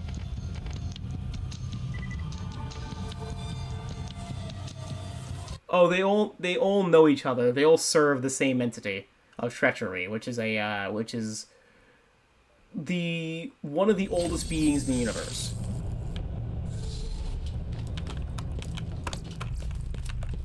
Well, I'm not even sure if treachery should be its name. I think it really honestly should probably be like something like Void or something like that. It's like, or because treachery isn't really what it is. Yes.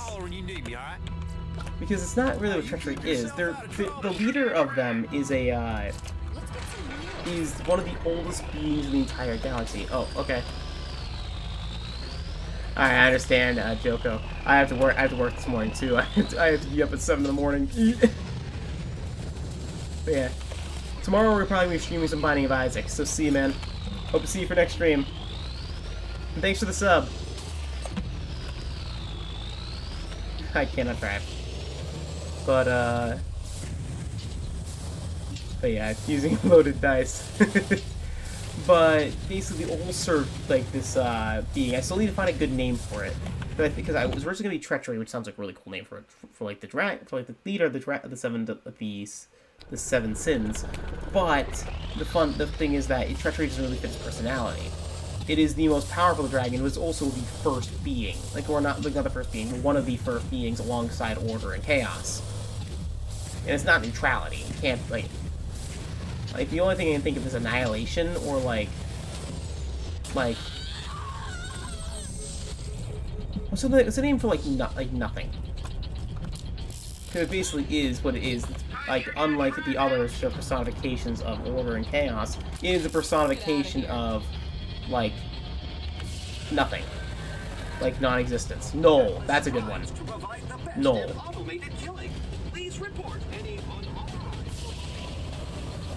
The dragon named Null. Oh, God. Oh, I hit a wall. Basically, it is one of the first beings. If order and chaos are a thing, then basically there's a personification of nothing. Or basically wants to reduce everything to basically ashes. It's either that, or basically it's just like, it wants to reduce everything to a nothing state. Basically wipe the slate clean, burn everything, and leave nothing behind. Just for the sake of, it's literally, it's what it is.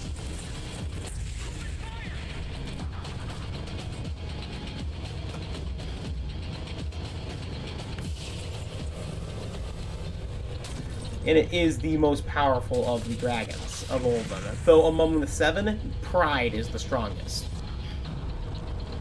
Because it is the smartest, and is the only one that is considered to be under the watchful eye of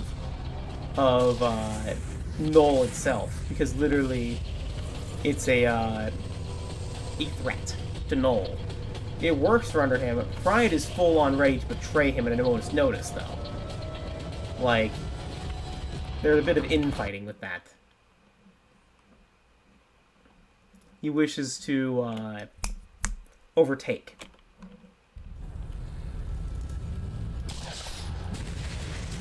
If you know what I mean. And basically, instead of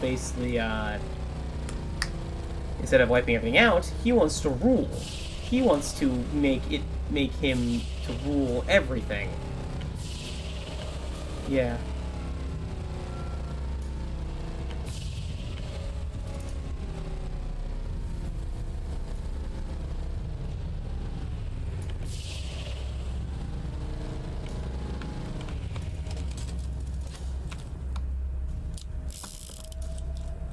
It's also, I'm also making Pride the only dragon that can be somewhat reasoned with.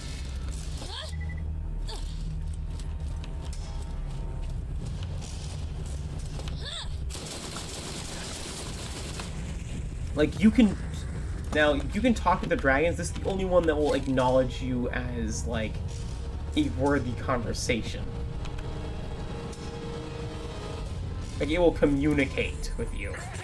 And, like, can be reasoned with, and can be allied with, if the person so chooses. The only thing is that you have to acknowledge you are serving a very... Yes, that is true. That is actually how it works.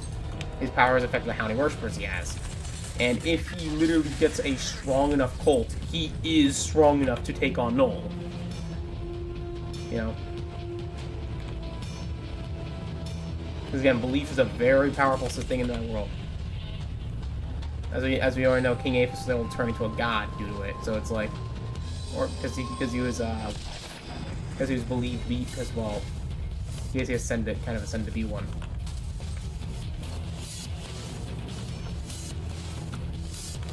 So Pride being worshipped makes him stronger, way stronger. Anyways.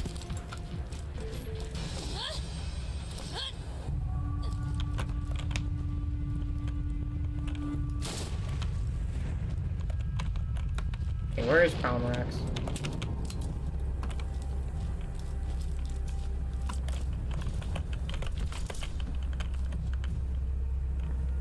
Yeah. Yeah, I like to think that. It's like, he's like, you have defeated me. You defeated me. Well, I shall honor your bet. Here, let me tell you something about the others. Maybe it'll be something like about what they bet, you know, like, you know, equal value, you know, like that would give something of equal.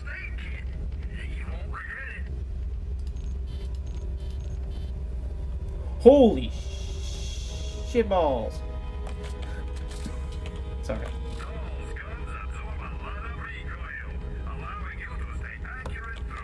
Okay, I'm pretty sure I can't kill this thing. No, seeing how the shields there were stronger than I have.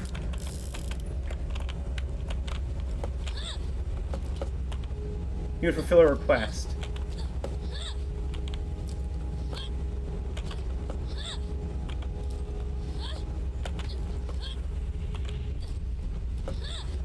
I'm like, fine, I'll release the souls I've collected. But I will also, as an honor for men to get past for beating me, I shall offer you one answer to any question in the universe. Asked away. And I'll give it to like each of the party members. That actually would be to defeat him in like combat, or not combat, but like good and thing in Guile.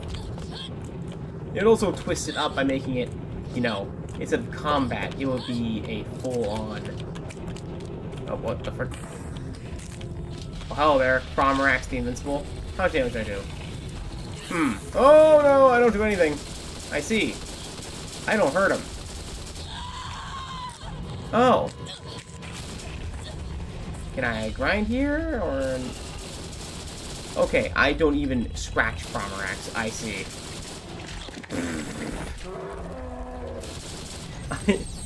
I don't even scratch her, like her.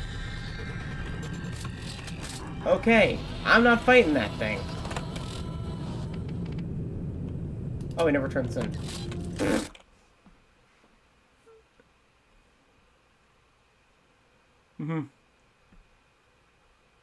I do not know about No Game, No Life, but I know what you mean.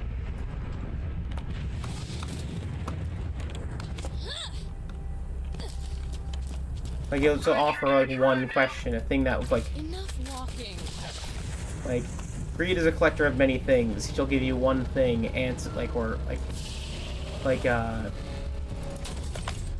yeah, or one thing, or answers, or questions. Actually, what is the most valuable thing? Actually, one of the most valuable treasures is secrets, you know? You shall answer one secret, you know, like... to you, right? You know?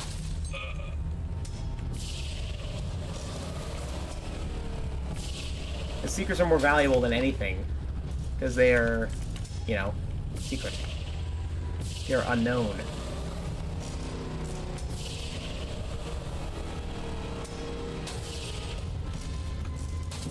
If that makes sense, you know?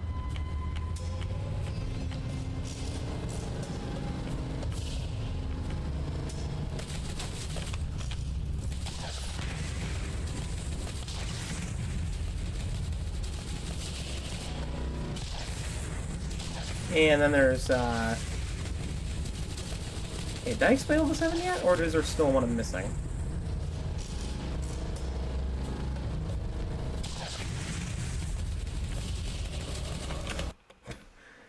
Well, I'm dead.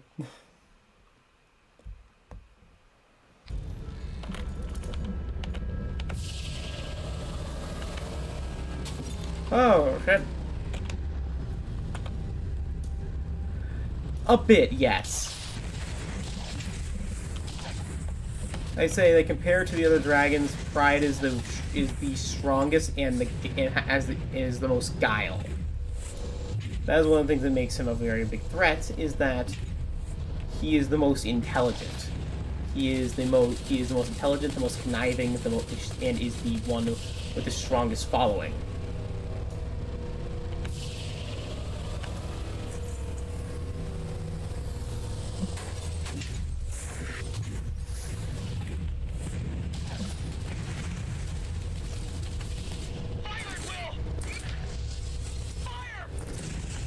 But I do like to think of, and the Dragon of Pride will actually tie into the Emperor.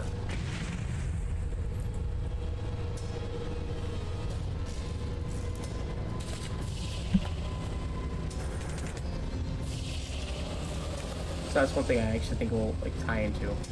Dragon of Pride will in some way tie to the Emperor.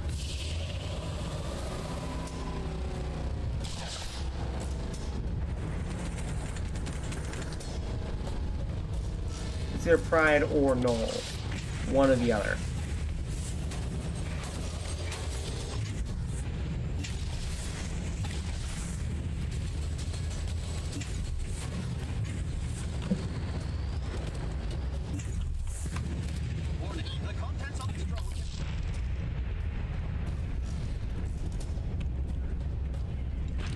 Like, we know that basically, we know the Emperor, basically, the Emperor himself worships that, like, that dragon. But, again, you're probably not going to see the full thing of the campaign.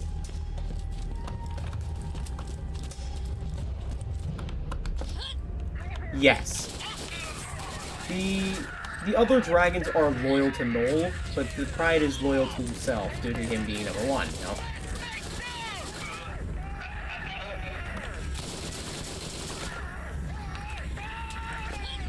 Because the thing is that one of the things is that Noel's eventual goal is complete annihilation of everything, you know? And so, the other dragons don't really think that far. So it's like, while Pride is very much wants to take over. Because, you know, he knows. He's very conniving. It's also the most intelligent of them. In this case, they come.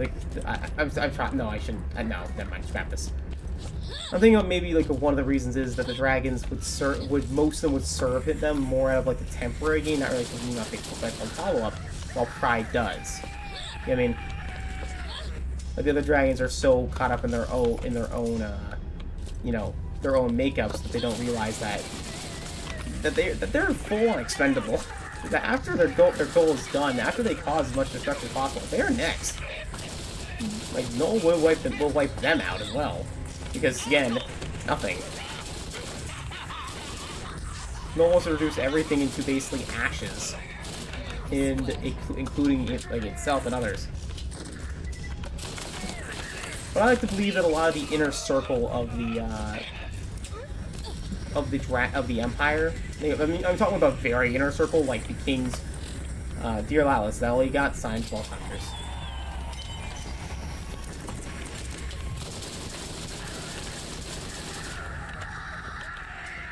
Like, I'm talking like the ones that are actively communicating with the King and themselves. Like, only like the King is attendance. I do not think the Dark Knight would know. I think that is one of the things that you might find out, like, early. That, like, might be able to use convince, a lot of the Empire fear the dragons. So...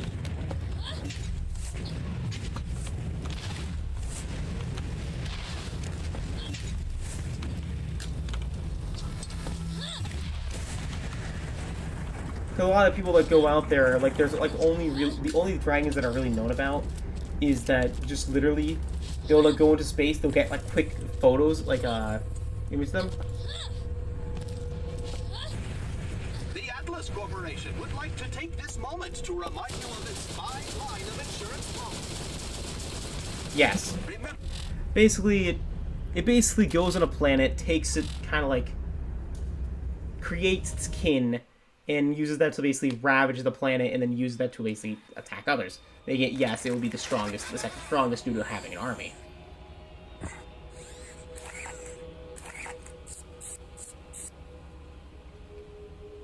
Though I would say that it itself is physically the weakest, or one of the weakest. I would say the weakest is probably enemy, physically. Though I'd say that second weakness probably less.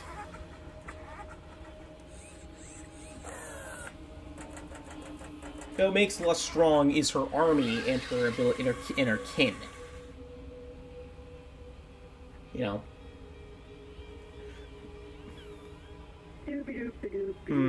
I would say. Greed is an extremely powerful emotion, so I would probably rank him around 4th-ish? 3rd or 4th. Pretty strong. Physically strongest, and everything would probably be, and again, the strongest of all of them, again, is Pride, and then it would probably be Wrath for just, like, pure, like, power, but, you know, Wrath is as dumb as a box of bricks, because it's Wrath. Then it would probably be in physical power. I have to look at the list. Probably Sloth. Again, waste potential thing. It just doesn't. It's just very sluggish. Not sluggish, it's very, doesn't do much.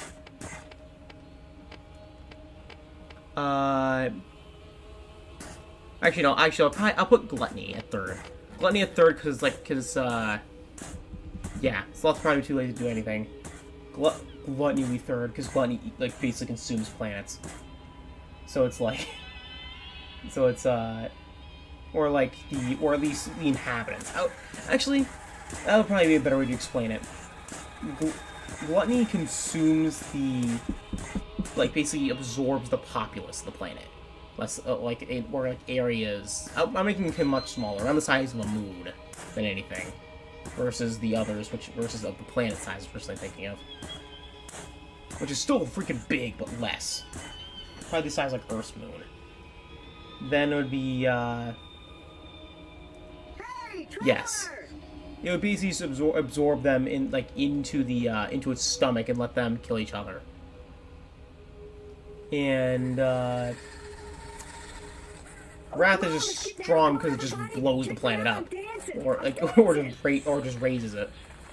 And then Pride is strong enough because it's a, you know, it's Pride. It gets powered up by the people worship it.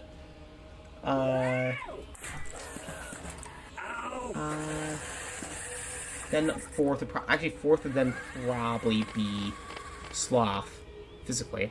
Then probably Greed, then Lust, then Envy. Transformation. Envy is basically imagine Fullmetal Alchemist, but more slime. Best to explain it. Basically, imagine it kind of like a chain, it would basically kind of morph into different beings, or like take the traits of other ones.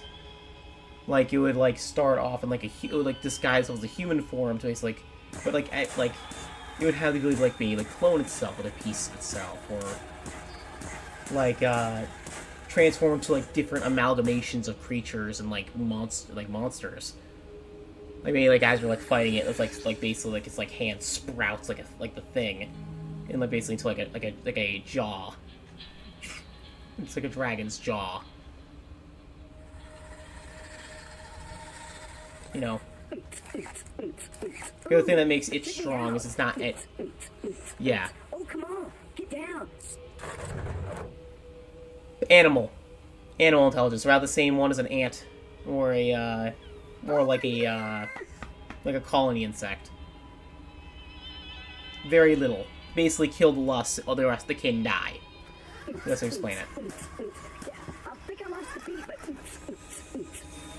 But I'm sorry to say, but I'll have to cut this stream short. I know, I will. It's so much stuff, but I need to write all this down. But I am getting a bit tired at the moment. I have to wake up for work tomorrow. So it was nice talking to you all. I hope to see you tomorrow for some Binding of Isaac. It'll just be a it'll be a late stream, around probably late tonight, probably around like 10ish. But I'll bid you all adieu. Good night, guys. Peace.